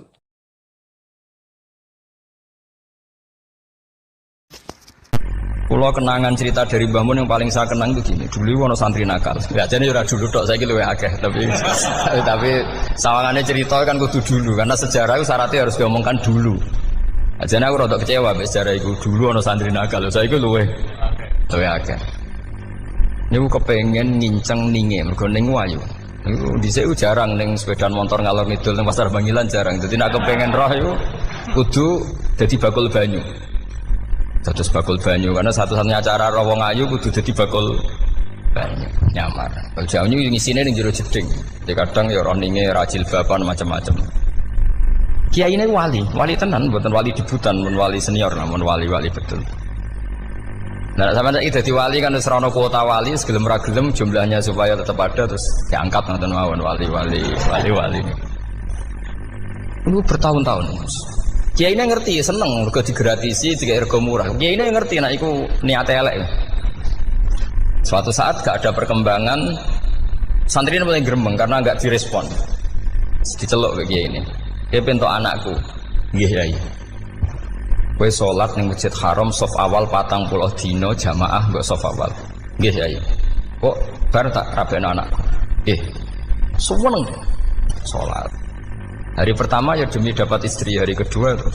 Sesuai ku ku nyaman. Betapa nikmatnya sujud, nikmati rukuk terus nyaman. Saking nyamane iku berkebutuhan salat di saf awal. Bukan karena cewek tadi. Barang hari ke-40 diparani mbek kiai ini. Aja mulai tak rabekno. Lho. Mboten saged, Mbah. Jare nek wis salat 40 dina tak rabek. Oh, mboten salat jadi montok cawe tok. Mboten. Mboten. Ngenyak wong salat jadi mau dijoli. Jadi orang enggak bener itu kadang ya jadi bener. Jadi dari wali kadang daftarnya lewat bakul banyu. Terus kadang rodok delok wong wedok sithik-sithik, tapi nek pangeran ngangkat kira kurang coro. Dadi wali jane iki. Akhirnya kiai ini sing nangis. Cung gelem lek cok aku pede mantu wong. Iki gak gelem-gelem tenan. Ngenyak wong salat diterima dijoli. Boy ku luar biasa. Terus malah ini ngaji ya. Terus ngaji talqinul fikri bahwa pada akhirnya sing paling dhuwur teng hati dar la ilaha illallah. Nah, saya punya trik, punya cara untuk sampean supaya la ilaha illallahnya itu sah dan meyakinkan. Cara hakim itu sah dan kitab yang sering dibaca Mbah Mun diantaranya untuk kalimat itu kitab Zadul Ma'ad. Iku nak nerangno la ilaha illallah niku luar biasa. Itu kitab kesayangannya Sayyid Abdul Al-Haddad. Beliau ngendikan diantara kitab kesukaan beliau selain Ihya itu kitab Zadul Ma'ad. Itu beliau kalau ngendikan bihadihi ya, maksudnya bihadil kalimah ussisatis samawati wal ardu. Jadi langit bumi dibikin. Jadi beliau mulai berpikir pertama gini, surga dibikin dengan segala kemewahannya itu bagi yang tasdik liman saddaqa bila ilaha illallah wa liman amana bila ilaha illallah. Neraka yang dibikin sebegitu ekstrim sampai anak wong dicemplungno ngenteni 70 tahun lagi ceblok. Wah, itu ora kebayang carane gawe. Entakno bego kan itu. Jadi barang nak diceblokno ning neraka iku cebloke tok ngisor ngenteni pinten? 70 tahun. Makanya kemungkinan keluar dari neraka itu kecil. Nah, agak untuk syafaat itu kecil. Wong wis ora iso kebayang kan? Itu pun diciptakan untuk yang menolak dalil. Jadi surga dibikin ya lihadil kalimah, neraka dibikin juga lihadil kalimah. Jadi hadil kalimah itu mizan, ini ukuran. Yang nerima masuk surga, yang menolak masuk neraka. Hisab juga gitu, ada hisab itu ya karena kalimat la ilaha illallah. Orang kafir itu nanti tidak dihisab. Nah, cara Ibnul Qayyim, hadisnya nggih ngoten. Ulaikal ladzina kafaru bi ayatina wa rabbihim wa liqaihi fahabitat a'maluhum fala nuqimu lahum yaumal qiyamati wasna. Ya lucu tuh, masa Fir'aun dihisab. Kan sekarang rokok kan. Jadi hisab itu nanti itu yang enggak jelas-jelas. Makanya sampean udah hati-hati, itu potensi dihisab. Jadi yang jelas itu ada hisab. Masa kanjeng Nabi dihisab kan enggak mungkin. Nabi Ibrahim masa dihisab. Fir'aun masa karena yang jelas surganya enggak dihisab, yang jelas nerakanya juga enggak dihisab. Lain nak sing pengajian yo teko, dangdutan yo teko, ini yang ini yang itu. Ya itu hisab itu. Dulu biskop yo bayar, mlebu masjid yo bayar. Cuma ada biskop 10.000, nak masjid 2.000. Itu ya hisab itu nanti. Jadi orang kafir yang karuan kafirnya itu istilah Quran fala nuqimu lahum yaumal qiyamati wasna. Nah, artinya ada hisab juga tolak ukurnya la ilaha illallah. Terus wabiyadil kalimah bu isatir rusul. Karena kalimat ini rusul diutus untuk melatih la ilaha illallah. Jadi kalimat ini luar biasa. Tapi setelah jadi tahlil terus semua coba ngantuk, terus jumlahnya kakean kan, terus akhirnya gak sakral. Akhirnya la ilaha dikomentari suwi temen. Pemenang nak sing mimpin tahlil wong tuwek terkenal suwi lagi tahlil dipimpin mbah niki sing mburi mesti sambat wah suwi mesti. Itu kriminal kita, itu kesalahan kita. Kalimat yang harusnya jadi tolok ukur surga neraka itu ukurannya kalimat itu. Kemudian kita nganggap kalimat itu sebagai kalimat yang apa? Problem. Iku aja sampai ya. Makanya kalau suwon sing mimpin tahlil suwi-suwi. Istilah ilal ping 3 hadir terus bar. Niku semua ijazahnya hanya 3 kali itu kok jadi pirang-pirang itu. Tapi nak la ilaha illallah tolong gak hadir ya tak baleni neh dadi 6. Kok gak hadir? Jebule ping 1000 pun ndak hadir. Lah ini yang masalah. Sekolah waca ndak ini supaya sampean ngerti kalimat itu menjadi kualitasnya bagus ndak itu karena cara pandang. Itu tadi kalau sampean mikir surga dibikin semewah itu dengan fasilitas bidadari secantik itu, semuanya kelas A, itu ya bagi yang menerima la ilaha illallah. Neraka dibikin se ekstrim itu juga bagi yang nolak. Jadi ini kalimat pembeda, makanya kalimat haqqin 'alaiha nahya wa 'alaiha namut. Terus wa biha atau wa 'alaiha. Ini jajah gini usume usum. Wa biha atau wa 'alaiha. Tren ini gini wa 'alaiha atau wa biha. Wa biha apa wa 'alaiha? Enggak yang di sini umumnya. 'Alaiha nahya wa 'alaiha namut. Wa 'alaiha atau wa biha. Wa 'alaiha atau wa biha. Oh berarti orang jelas prinsipnya, gak jelas. Jadi pulau suwon Mbah Mun sepuh-sepuh niku fi akhiri hayati nu sering maos talqinu zikri. Karena memang beliau ingin di akhir hayatnya juga kita semua nanti di akhir hayatnya semuanya min ahli la ilaha illallah Muhammadur Rasulullah. Dan itu dimulai dari sesuatu yang sangat-sangat ilmiah. Yaitu tadi dimulai kenapa surga dibikin untuk sing iman la ilaha illallah. Kenapa neraka dibikin untuk yang menolak la ilaha illallah. Kemudian Rasul diutus untuk melatih la ilaha illallah. Nanti ada azab ya karena menolak la ilaha illallah. Ada maghfirah karena yang terima la ilaha illallah. Makanya istighfar, kalau cara oleh istihad, niku istighfar itu setelah la ilaha illallah cara kalau oleh istihad. Di beberapa Indonesia itu Thariqah punya istighfar dulu baru la ilaha illallah. Tapi banyak ulama yang berpendapat dibalik. La ilaha illallah dulu baru. Karena istighfar itu didengar Allah itu setelah tauhidnya benar. Ini cara mazhabnya Abul Hasan apa? Asyadzili, yaitu fa'lam annahu la ilaha illallah baru wastaghfir li dzambika ai li hadhil kalimah. Karena orang bisa dimaafkan itu berdasar kalimat la ilaha illallah. Misalnya begini ya. Orang kafir itu kafir terus sampai 70 tahun. Sekali melafatkan la ilaha illallah itu yughfar lahum ma qad salaf. Jadi kullil ladzina kafaru iyantahu yughfar lahum ma qad salaf. Artinya orang kafir itu belum pernah tahlil, belum pernah istighfar. Ya belum pernah istighfar, tapi sekali melafatkan la ilaha illallah secara sah langsung yughfar lahum ma qad salaf. Berarti dulu mana la ilaha illallah sama istighfar untuk kepentingan dimaafkan Allah. La ilaha illallah cara madzhab Abul Hasan Asyadzili karena alasannya wong kafir sing kafir wae tanpa istighfar asal kalimat la ilaha illallah benar langsung yughfar lahum maka. Jadi cara pikirannya Abdul Hasan Asyadzili itu la ilaha illallah yang benar dan kamu baru istighfar nanti insya Allah pasti dimaafkan bihaqqi la ilaha illallah. Jadi fa'lam annahu la ilaha illallah baru wastaghfir li dzambika bihadil kalimah karena sahnya istighfar setelah kalimat ini sah. Itu orang kafir yang kafir berpuluh-puluh tahun itu langsung diberi bonus sama Allah yughfar lahum ma qad salaf. Lah ukuran iyan tahu pakai apa coba? Hei para wong kafir nak kowe mendo sangka kekafiran ukurannya pakai apa? La ilaha illallah. Sekali la ilaha benar langsung yughfar lahum ma qad salaf. Makanya ketika Ja'far Shadiq, Sayyid Ja'far Shadiq beberapa lama arja ayatin fil Quran adalah qulil ladzina kafaru iyan tahu yughfar lahum ma qad salaf. Jika mana kan abet disiksa malaikat, wong kafir 70 tahun Gusti. Mau celek lu pisan langsung jenengan sepuro, mosok kula imam tahlil boten jenengan sepuro. Ya tapi maksudnya nak malaikat, tapi kowe golek wajib lha iku mari perkara iku. Mulai masalah kan, bangsa ora ikhlas iku mulai masalah. Nak sing guri malah meneh, tapi kowe mau celek lu ambek gremeng. Mergo suwen. Dan nak kesuwen wong gremeng sing dosa sing tahlil apa sing gremeng? Sing tahlil ya melok dosa mergo kesuwen, sing gremeng dosa wong kalimat thayyibah kok digremengi. Nah, terusno sing ngundang ya melok dosa pisan ribet kan? Ya ora ono fikih ngono ya ora ono. Maksudnya kalau cerita daripada rawan dosa ya mendingan la ilaha illallah sing ora gremeng. Carane piye? Sing mimpin ya sing fasih sing cepet. Yen insyaallah. Oh teng desa kula anggere muni tahlil ben Gus bakso nang kabeh. Mesti cepet, jamin mesti cepet. Kula ya sering ngomong, aku cepet lah luwih mandi sing suwi. Mergo suwi mari dosa gremeng ya perkara. Nah kiai-kiai kan do sungkan mek kula.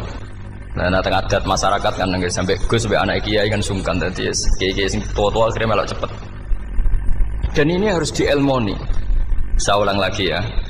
Sebetulnya dalam thariqah Syadziliyah itu la ilaha illallah dulu baru istighfar. Alasannya apa? Sihhatul istighfar itu ba'da sihhati la ilaha illallah. Jadi dia bawa nggih, qulil ladzina kafaru iyantahu yughfar lahum ma qad salaf. Saiki intiha anil kufri, berhenti kekafiran dengan kalimat apa? La ilaha illallah. Itu langsung yughfar lahum ma qad salaf. Dan Allah ngendikan fa'alam annahu la ilaha illallah baru wastaghfir lidzam. Ai bihadil kalim. Artinya gini, bisa saja istighfar kita itu tidak didengar Allah karena tauhid kita tidak pernah benar. Mau ngelafat notok tapi tauhidnya tidak benar. Maka terus dibutuhkan latihan-latihan dari ahlul ilmi, misalnya kayak Imam Sanusi, kayak Imam Asy'ari. Itu pelatihan-pelatihan la ilaha illallah dengan pemaknaan yang luar biasa. Misalnya begini, ambil saja la ilaha illallah itu dengan makna seperti ini. Tidak ada sesuatu yang maujud kecuali disebabkan oleh yang super maujud. Alam raya ini, langit bumi ini kadung berstatus maujud. Kan nggak mungkin yang maujud diciptakan yang tiada. Nah ngono hadhil maujudat khalaqaha wajibul wujud. Lah wajibul wujud ini yang bernama Allah Subhanahu wa ta'ala. Maka kualitas Anda iman tuh lebih tinggi. Selama ini kan enggak. Orang no pangeran kecuali Allah. Terus Allah itu yang siapa? Ya Allah yang siapa itu harus kamu berani mensifati. Allah belum pernah menceritakan dirinya di Quran kecuali beliau dia mensifati zatnya. Saya adalah sing khalaqas samawati wal arda misalnya. Saya adalah zat yang begini. Karena itu dengan cara itu bisa dikenali. Ya, dengan cara itu bisa dikenali. Makanya Allah itu harus kita kenali, yaitu lewat ma'rifatullah. Ibadah tertinggi adalah ma'rifatullah. Ya caranya ma'rifat tadi dimulai. Gak mungkin alam raya ini kemudian diciptakan oleh al-adam, sesuatu yang tidak ada. Pasti yang namanya maujudat diciptakan yang maujud. Karena maujud ini maujud pencipta harus super. Lah super itu bahasa Arabnya wajibul wujud. Karena pencipta harus awal. Gak mungkin Fir'aun itu Tuhan lahirnya di bumi, berarti dulu buminya ketimbang Fir'aunnya. Tuhan-Tuhan yang lain juga begitu, masa dulu buminya ketimbang Tuhannya. Makanya Allah pasti Tuhan betul karena bersifat awal, bersifat qadim. Nah kalau kamu mulai latihan gitu, iman kamu itu bil bayyinah. Dan syaratnya iman yang benar adalah bil bayyinah. Bayyinah itu jelas welo-welo. Makanya semua nabi memaklumatkan diri, qul inni ala bayyinatim mir rabbi. Lam yakunil ladzina kafaru min ahlil kitab wal musyrikin munfakina hatta ta'tiyahumul bayyinah. Jadi kamu harus punya otoritatif kebenaran sing sampai welo-welo itu layak balus syakka wal irtiyab, sudah agak bisa ragu lagi. Nah saya khawatir kalau kita sudah tidak ngaji seperti ini, la ilaha illallah itu mau rutinitas. Pomnya nak kasiat, ribet mana kan? Nak diwaca 1000 kasiat ini, nak diwaca 2000 kasiat, wah itu ngawur lagi. Saya itu kemarin ketemu banyak orang pintar lah di Jogja. Itu saya cerita, mereka tanya saya, Gus kenapa engkau jarang berdoa? Saya bilang saya itu sering berdoa, cuma mungkin Anda tidak tahu kata saya. Doa itu syaratnya harus setelah sihhatil iman, imannya itu benar. Dulu ketika Gerwani itu kampanye komunis, itu gitu anak-anak kecil disuruh memejamkan mata. Ayo kamu minta permen sama Tuhan. Ternyata nggak dapat permen, suruh memejamkan mata lagi, coba minta sama bu guru, terus dikasih apa? Permen. Oh berarti yang ada bu guru bukan Tuhan. Artinya apa? Kalau umat Islam ini Islam ini kamu jual dengan doa, kemudian doa dipakai tolok ukur Islam bener apa enggak, habis kamu. Banyak orang ingin jadi Kapolri, jadi gubernur, jadi apa, mengundang orang-orang kondungo. Mesti nyangoni akeh gak mandi, itu mesti dihujat ya.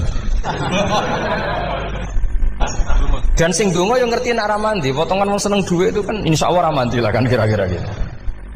Jadi korbannya itu Islam kalau terus menerus doa yang dipakai apa?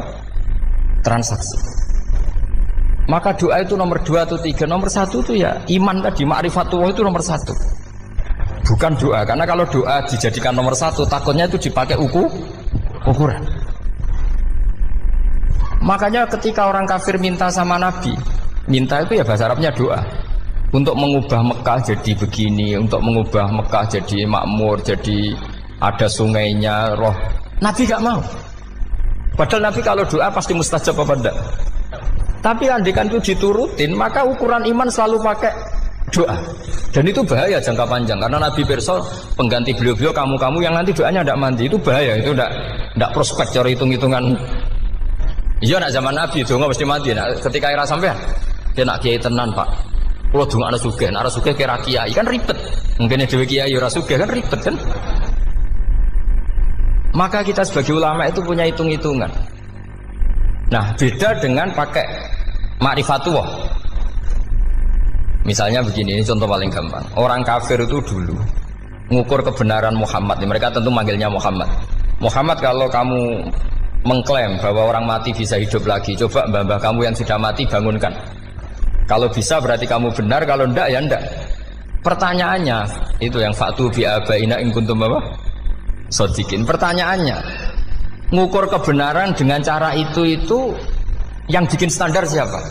Nah, Nabi itu sempat terdesak karena itu dipakai ukuran. Tapi kalau pakai ilmu mantek, jawabannya lebih gampang. Ngukur kebenaran dengan cara itu versi siapa? Versi saya. Kamu benar itu kalau bisa membangkitkan orang mati.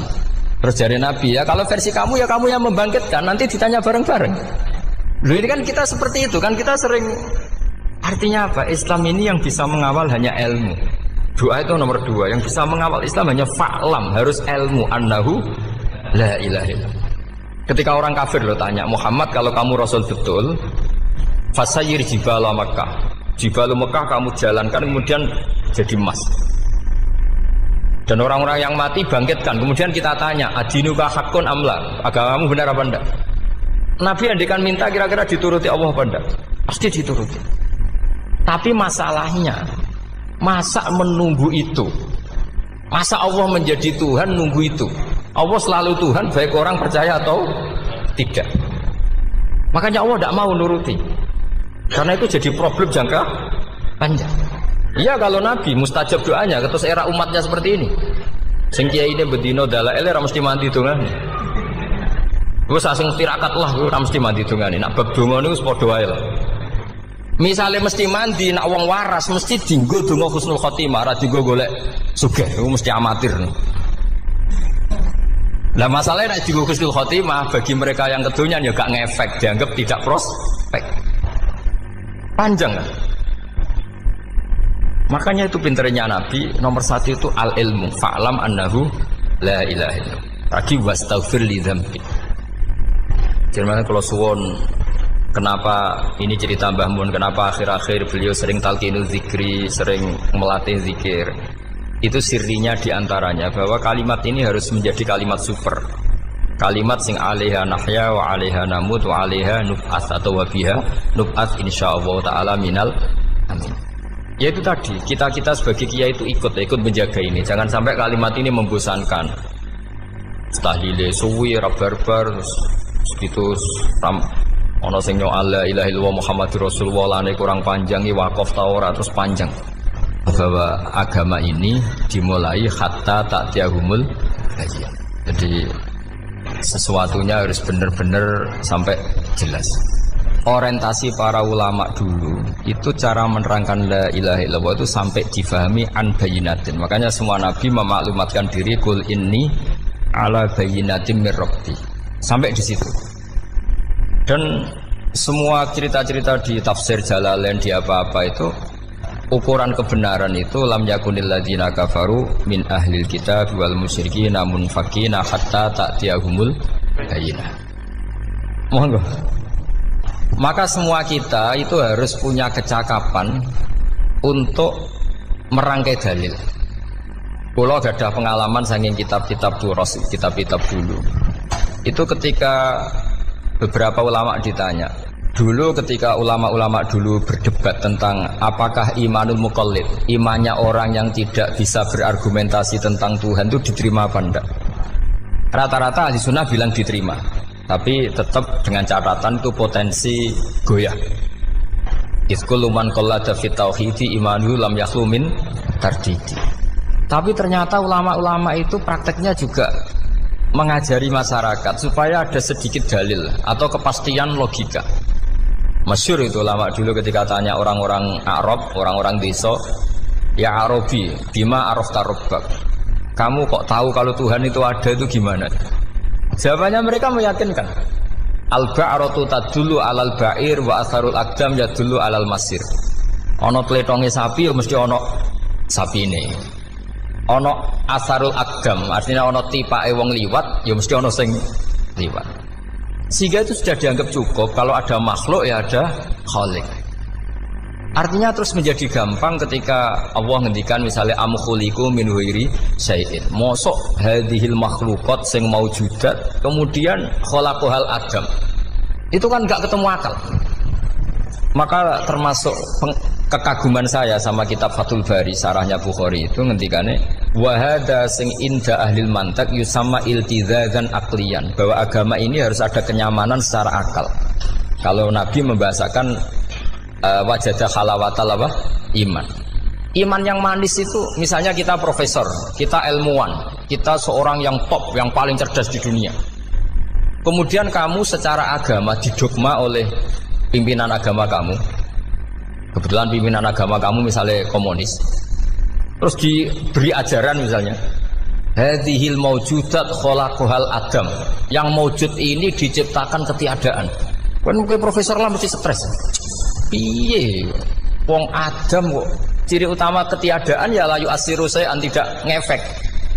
Bandingkan dengan misalnya kita goblok lah, petani lah, wong paling goblok lah misalnya diajari bumi ki ana mbah wonten, terus sing gawe bumi ana ya ana, wong barangnya ana kok sing gawe ra ana. Lebih gampang. Lah itu cara Fathul Bari. Hadatin itu mudah sekali, sahlah qoriba. Kalau dalam baca Said Abdul Al-Haddad itu hadil kalimah sahlah qoriba. Sahlah qoriba itu enak difahami karena ya sudahlah, kalau hadil maujudat ya khalaqahal maujud. Berhubung maujud ini maujud khaliq ya wajibul wujud, kira-kira maujud super lah atau kausa prima atau apa. Jadi segampang itu ulama menerangkan tauhid. Nah khawatir saya kalau penjelasan seperti ini sudah hilang terus mau wong takok kasihate nak maca sakmene paket ngene, nak sakmene paket ngene. Lah nak ramadi terus mental. Judul la ilaha illallah yo ngobos. Nah ini kan jadi tersangka. Makanya saya tadi bilang saya berkali-kali saya belajar tauhid, belajar ilmu mantek. Itu kepentingan saya hanya satu. Supaya orang familiar dengan logika la ilaha illallah. Yaitu tadi mulai yang pelatihan kelas ringan, yaitu tadi al-ba'ratu tadullu alal kair wa asarul aqdam yadullu alal masir, sampai pelatihan yang agak berat, tapi sebenarnya tidak berat-berat banget. Karena tadi am khuliqu min ghairi syai'in. Masa kalian semua yang sebegini hebat maujudat kemudian kamu disebabkan oleh sesuatu yang tiada. Lha iku mbok sampean profesor lah iku ora iso logika, wong barang ra ono kok nyebabno. Aqdam yadullu alal masir. Jadi ono teledong ya mesti ono sapine. Ono tipak tracaane tak kaki ya berarti ono wong sing barli liwat. Artinya hadil alam ini asarun min asari kudrati. Kula suwun kula wau mun maca sanad talqinul dzikri dari Mbah Mun, dan saya berharap kita ini saling menopang. Makanya saya Gus Yofur itu sering belajar mantek sampai belajar usul fikih, karena nggak bisa kita tanpa ditopang ilmu-ilmu seperti itu, tidak bisa, karena banyak khurafat, banyak syubhat.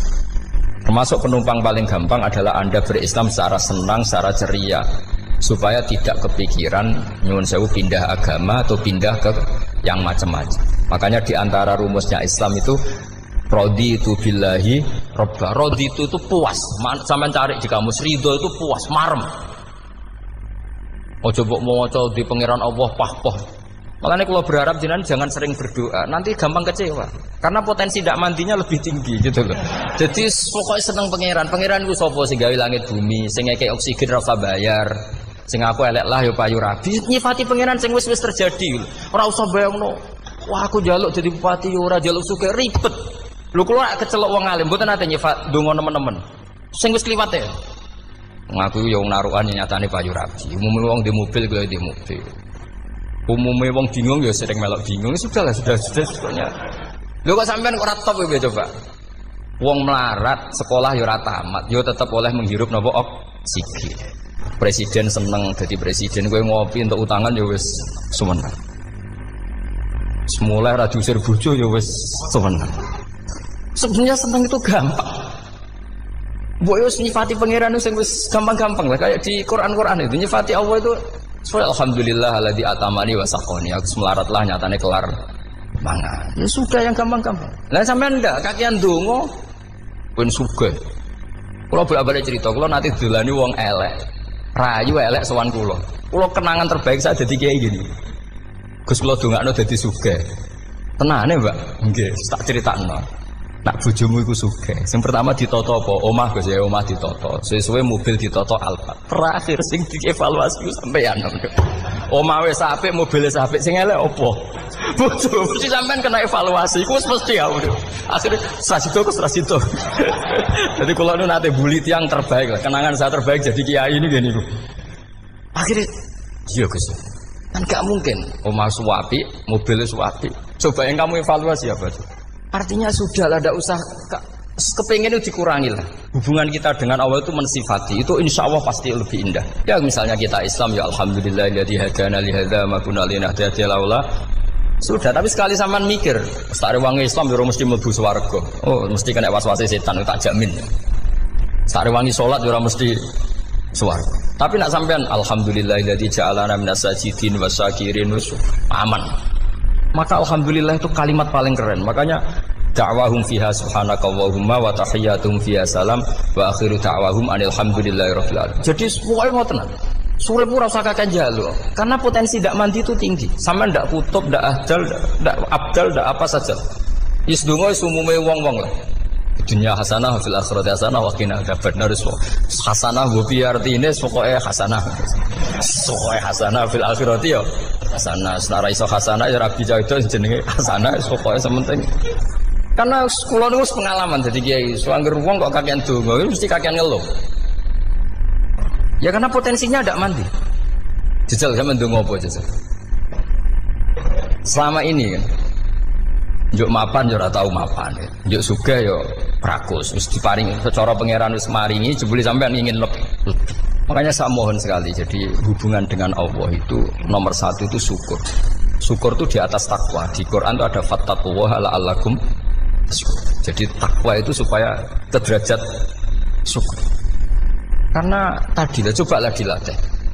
Saya pernah ngecek orang yang sekarang dugem menikmati maksiat dengan orang yang takwa mensyukuri tidak maksiat, itu nikmatnya itu masih tinggi nikmatnya orang yang syukur karena berhasil meninggalkan maksiat. Makanya kamu yang syukur, bengi-bengi seradi duit ning kamar wudu, bariku ngelamun cucu besok. Yes, alhamdulillah gak maksiat. Kira usah bayangno terus tahajud, qiyamul lail iku para habaib, para ulama itu kira ramakome lah seperti itu. Terus ramakome. Tangi turu seradan piring wis alhamdulillah. Sing gampang-gampang ya. Dan itu memang ajarannya Nabi. Jadi Nabi itu kalau bikin ajaran itu orang sing asbaha aminan fi sirbi sesuatu mu'afan fi badani indahu kutu yaumi faka'an nama khizat lahu dunya bi hadzafiriha. Jadi bayangkan itu man asbaha aminan fi sirbi ngontrak ya ora diusir sing di omah, kumpul mertua ya ora diusir mertua, kumpul bojo ora diusir bojo, aminan fi sirbi mu'afan fi jasadis urip nak guyu do banter wis bengak-bengok indahu kutu yaumi dina iku iso mangan iki wis faka'an nama khizat lahu dunya bi hadzafiriha. Anggap ae itu sak donya. Lha wong paling sugih nggih kolam renang paling 100 meter persegi. Kowe ndelok laut renang sak kapoke. Pokoke urip sing gampang itu wis. Kok senengane repot loh. senengane repot. Pokoknya kalau kepengen itu jenengan syukur lah. Pokoknya lho nggih malah niki pokoknya niki kampanye syukur lah. Pokoknya karena tadi coba yang biasa donga-donga itu dikurangi lah. Syukurnya dulu yang lho sampean tak arani, doa yang mandi itu dimulai apa? Asana Allah. Tinggi mana doa dengan syukur? Syukur. Nabi itu kalau berdoa itu nyifati Allah panjang sekali. Alhamdulillah hamdan katsiran terus wa hamdan wa fi ni'amahu wa yukafi mazida ya rabbana lakal hamdu kama yanbaghi lil jalali wa azimi sultanik la nuhsi sana'na 'alaika anta kama athnayta 'ala nafsik antal muqaddim wa antal muakhir. Wus panjang. Sampean kan enggak muqaddimah suwiti. Dongane sing wis gak dia 13. Kalau kan sering mau ikhya itu, kalau muji pangeran itu sampai lupa Imam Ghazali, saking panjangnya. Sama delok donga-dongane Nabi itu. Kalau muji Allah itu panjang sekali. Dongane sithik. Nak jenengan mukadimah alhamdulillah rabbil alamin nabi angob. Pas donga ya Allah ya Rabbana menanan. Blas gak dia tiga.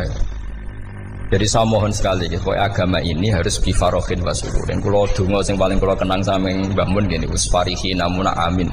Semuanya kita itu pokoknya senang. Makanya kalau suwun lah, pokoknya beragama terus senang. Rodi itu bila roba, rodi itu kalau anak maknanya itu marem di pangeran Allah itu marem. Lalu Sayyidina Ali kafani izzan antakuna li robban wa kafani fakhran an akuna laka abdan. Pun Gusti entek bangga kula dadi manusa mergo pangerane jenengan. Cara di pangeran Firaun kan yo ribet wae. Terus mati tenggelam dadi ton. Terus wa kafani fakhran an akuna laka abdan. Kula nu seneng banget mergo dadi kawulane jenengan. Misale dadi kawulane presiden ya iso coplok. Kawulane menteri kadang ketangkep KPK. Kawulane wong sugih kadang bangkrut. Ribet kan? Makanya beliau ngendikan kafani izzan antakuna li robban wa kafani fakhran an akuna laka napa abdan.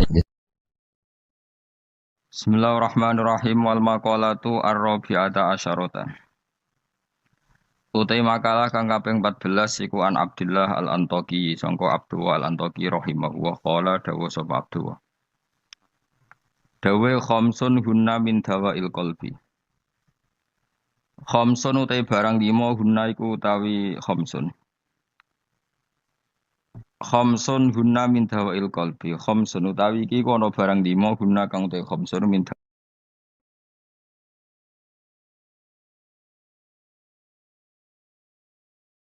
Bismillahirrahmanirrahim wal maqalatu ar-rabi'ata asyarata. Utai makalah kang kaping 14 iku an Abdullah al-Antaqi sangka Abdullah al-Antaqi rahimahullah qala dawu sapa Abdullah. Dawe khamsun hunna min dawail qalbi.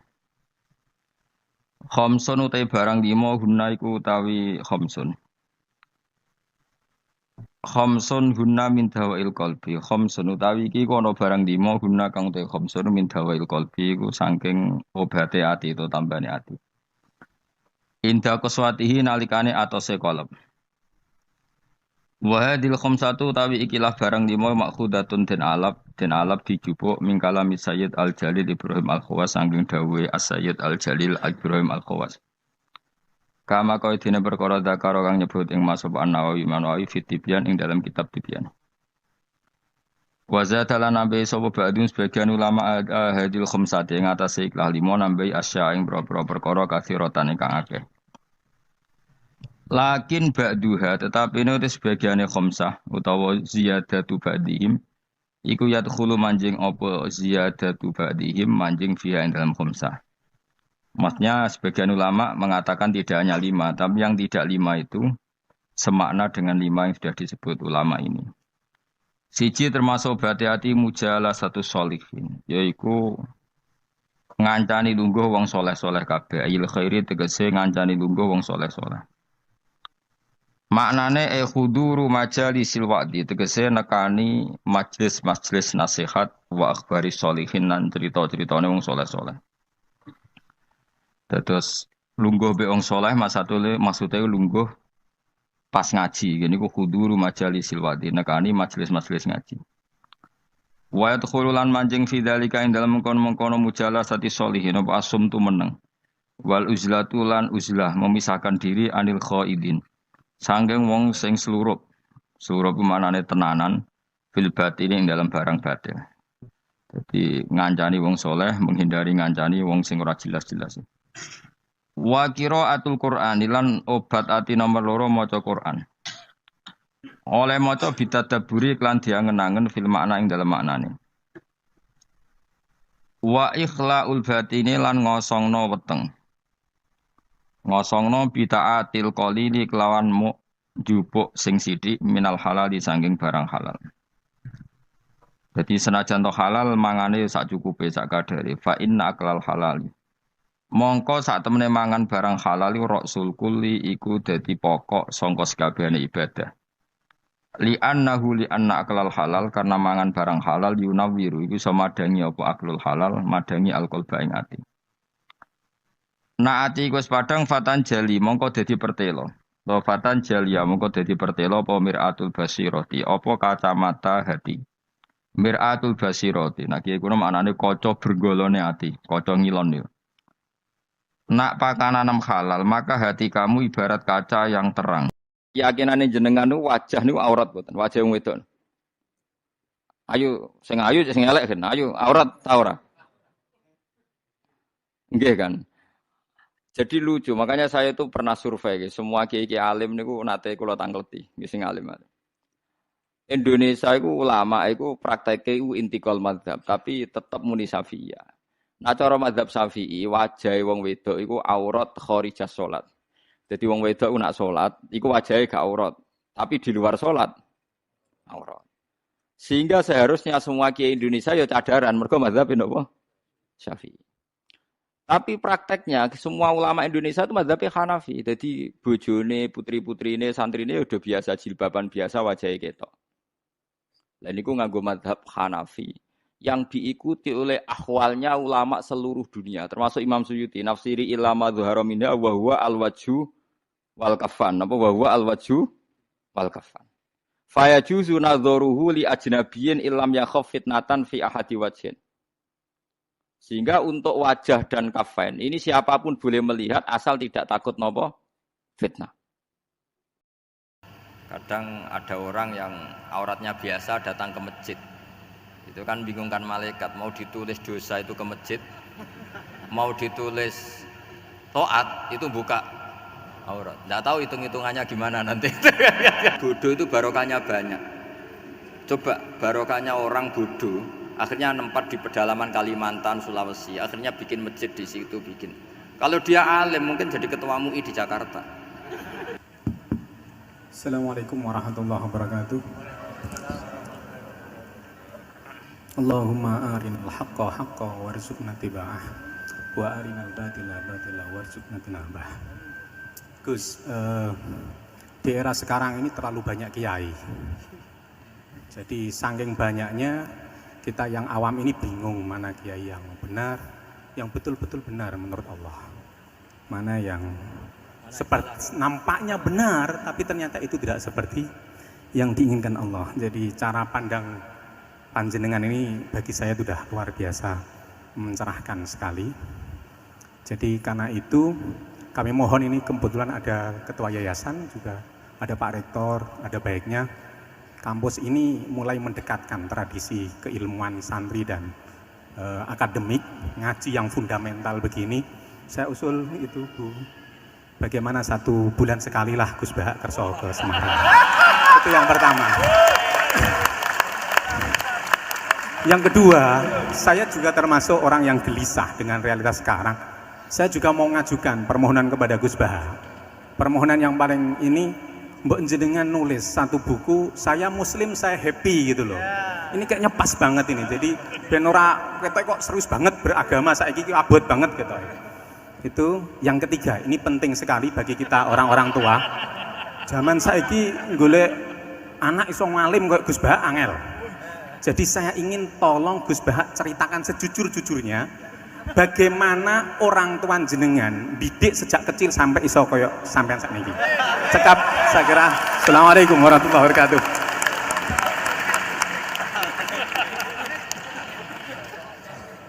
Yang kedua, monggo. Mohon dibantu mic. Assalamualaikum warahmatullahi wabarakatuh. Gus Baha, kula badhe tangklet. Jangan kayak ini ya.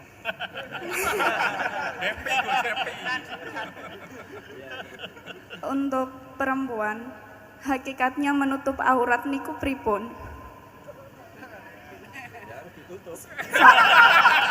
Soalnya kula gadah teman niku rata-rata santri tapi kok mboten menutup aurat secara sempurna. Nah, kula pengen ngertos ilmune niku sing jelas pripun. Sampun.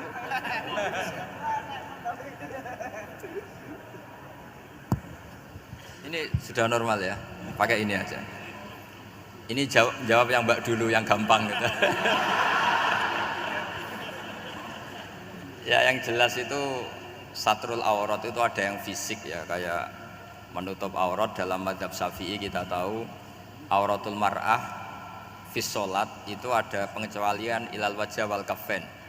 Tapi kalau kharijah sholat adalah jami'u badaniha dalam mazhab Syafi'i. Tapi dalam sebagian ulama mengatakan ilal wajah wal kaffain tetap termasuk istisna di luar sholat. Itu dari segi fisik ya atau zahir. Tapi sebetulnya juga harus dilakukan satrul aurat secara maknawi, menutup sesuatu yang buruk. Artinya kan gini ya, aurat itu kan sesuatu yang buruk kalau kelihatan ya. Sehingga misalnya kasus di beberapa negara mungkin fisiknya sudah benar ditutupin tapi mungkin tetap maksiat. Tapi ada yang gugat, yang penting nggak maksiat meskipun buka aurat, ya keliru, buka aurat sendiri sudah maksiat, itu malah aneh lagi gitu. Tapi yang jelas filosofi hijab atau satrul aurah itu usahakan yang zahir maupun yang apa? Batin. Karena Indonesia itu memang agak unik. Saya sering ketemu peneliti dari beberapa negara, meneliti Indonesia itu paling pusing. Kadang ada orang yang auratnya biasa datang ke masjid, itu kan bingungkan malaikat, mau ditulis dosa itu ke masjid, mau ditulis toat itu buka aurat. Nggak tahu hitung-hitungannya gimana nanti. Tapi memang ya sudah seperti itu. Yang jelas standar aurat ya kita tutupin sesuai standar mazhab Syafi'i maupun mengikuti yang tidak apa Syafi'i. Tapi filosofinya juga harus kita ikutin. Jadi dua-duanya harus kita ikutin sebagai perintah, bukan sebagai syarat. Itu beda loh, perintah sama syarat itu. Sebagai perintah, bukan sebagai syarat. Kalau sebagai syarat itu begini, syaratnya orang Islam itu harus nutupi aurat begini-begini. Nanti kalau yang nggak gitu dianggap tidak Islam, itu menjadi ekstrim. Tapi kalau sifatnya perintah, ya perintah saja. Yang nggak melakukan paling banter dianggap fasikoh atau tidak solihah, tapi tidak sampai menjadi keluar dari Islam. Ya jadi gitu ya. Jadi karena apa ya? Ya sudah seperti itu. Obsesi kita tentu ingin kesolehan. Ingin kesolehan sebagai perintah. Saya ulang lagi, jangan biasakan kalau ada aturan itu sebagai syarat. Misalnya gini, kowe nak ora alim ra anakku, itu bahaya. Mosok ora alim terus ora anakku, karena rata-rata orang itu udah alim gitu. Nanti terputus dari bapaknya semua. Tapi hanya sifatnya perintah. Perintahnya seorang bapak ke kita supaya alim. Makanya ulama mengatakan perintahnya Allah. Perintah itu lebih rileks daripada disebut syarat. Karena syarat sekali nggak memenuhi menjadi ndak.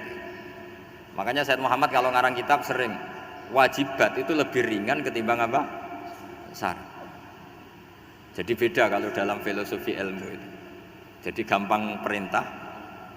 Tentu yang nggak melakukan perintah itu ya kurang baik, tapi tidak sampai keluar dari apa? Islam. Karena perilaku kesolehan itu perintah, bukan syarat. Sehingga Nabi nanti ngendikan beberapa yang masyhur itu kan, syafaati li ahlil kabair min ummati. Meskipun umatnya yang nggak benar ya tetap dianggap sebagai umat. Jadi beda perintahnya Nabi sih, semuanya kalau bisa soleh, harus bisa soleh. Tapi tetap ini sifatnya perintah, bukan syarat. Nggak bisa kamu mengatakan syaratnya orang Islam itu dalam beraurat begini, syaratnya soleh nggak pernah maksiat. Memangnya Nabi nggak pernah maksiat? Ya saya kira demikian ya, cukup ya.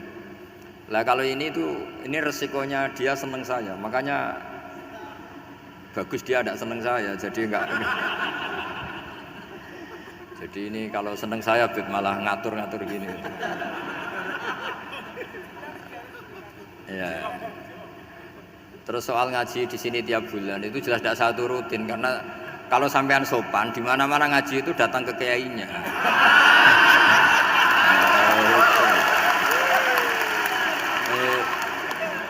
Itu kalau Imam Malik ada pertanyaan kayak Anda dimarahin al ilmu yu'ta la ya'ti. Jadi sumur itu didatangin, bukan sumurnya dipindah. Ini enggak sopan sekali.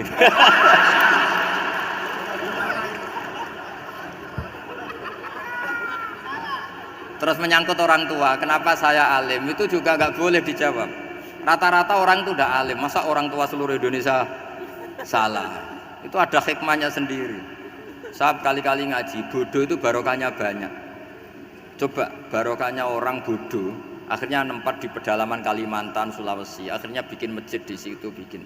Kalau dia alim mungkin jadi ketua MUI di Jakarta, nggak akan punya desa binaan. Jadi Allah mendesain ini sudah sempurna, sudah tidak usah protes, sudah begitu aja. Coba ada orang alim alamah, kira-kira itu kan nggak akan di pedalaman Kalimantan, Sulawesi. Barokahnya santri rodok bodoh itu akhirnya kerja di dalam hutan, kerja di kampung-kampung, akhirnya agama ada di mana? Kalau pinter semua, di Unisula semua jadi rektor nanti. Jadi Allah mendesain ini sudah baik, tidak usah dipaksakan sesuai versi kamu, nggak usah. Jadi ya sudah, memang seperti itu. Jadi dulu zaman sahabat itu, saya cerita sedikit. Nabi itu kalau muji Madinah itu sundel langit, kalau muji Mekah ya sundel langit. Tapi Sayyidina Ali keluar ke Kufah. Sayyidina Ali itu akhirnya pindah ke Kufah, ke Najaf. Karena pikirannya Sayyidina Ali, Mekah Madinah hanya baik secara buk'ah, secara tanah. Tapi di antara kebaikan Nabi adalah nasrul Islam. Akhirnya Sayyidina Ali milih ke Kufah. Andaikan sahabat tidak milih keluar dari Mekah Madinah sebagiannya, pasti Islam tidak menyebar. Karena semuanya tersentralisasi di Mekah dan Madinah. Tapi ada saja sahabat yang tetap nyaman di Mekah Madinah karena sholat di sana sebagaimana 1000 sholat. Ya sudah seperti itu, dilihat gampang saja. Akhirnya yang di Mekah Madinah ya tidak ngeritik yang keluar juga gak ngeritik yang di Mekah Madinah. Jadi yang alim tidak ngeritik yang bodoh apalagi jangan ngeritik yang alim. Yang jelas orang bodoh ngatur orang alim itu dosa itu yang. Keyakinan jenengan itu wajah niku aurat boten, wajah wong wedok. Ayo sing elek kan, ayo aurat ta ora? Nggih kan. Alhamdulillahirabbil alamin. Bersama channel Istiqomah Haji, sama-sama kita telah dengarkan nasihat agama dari guru kita Gus Baha. Semoga bermanfaat.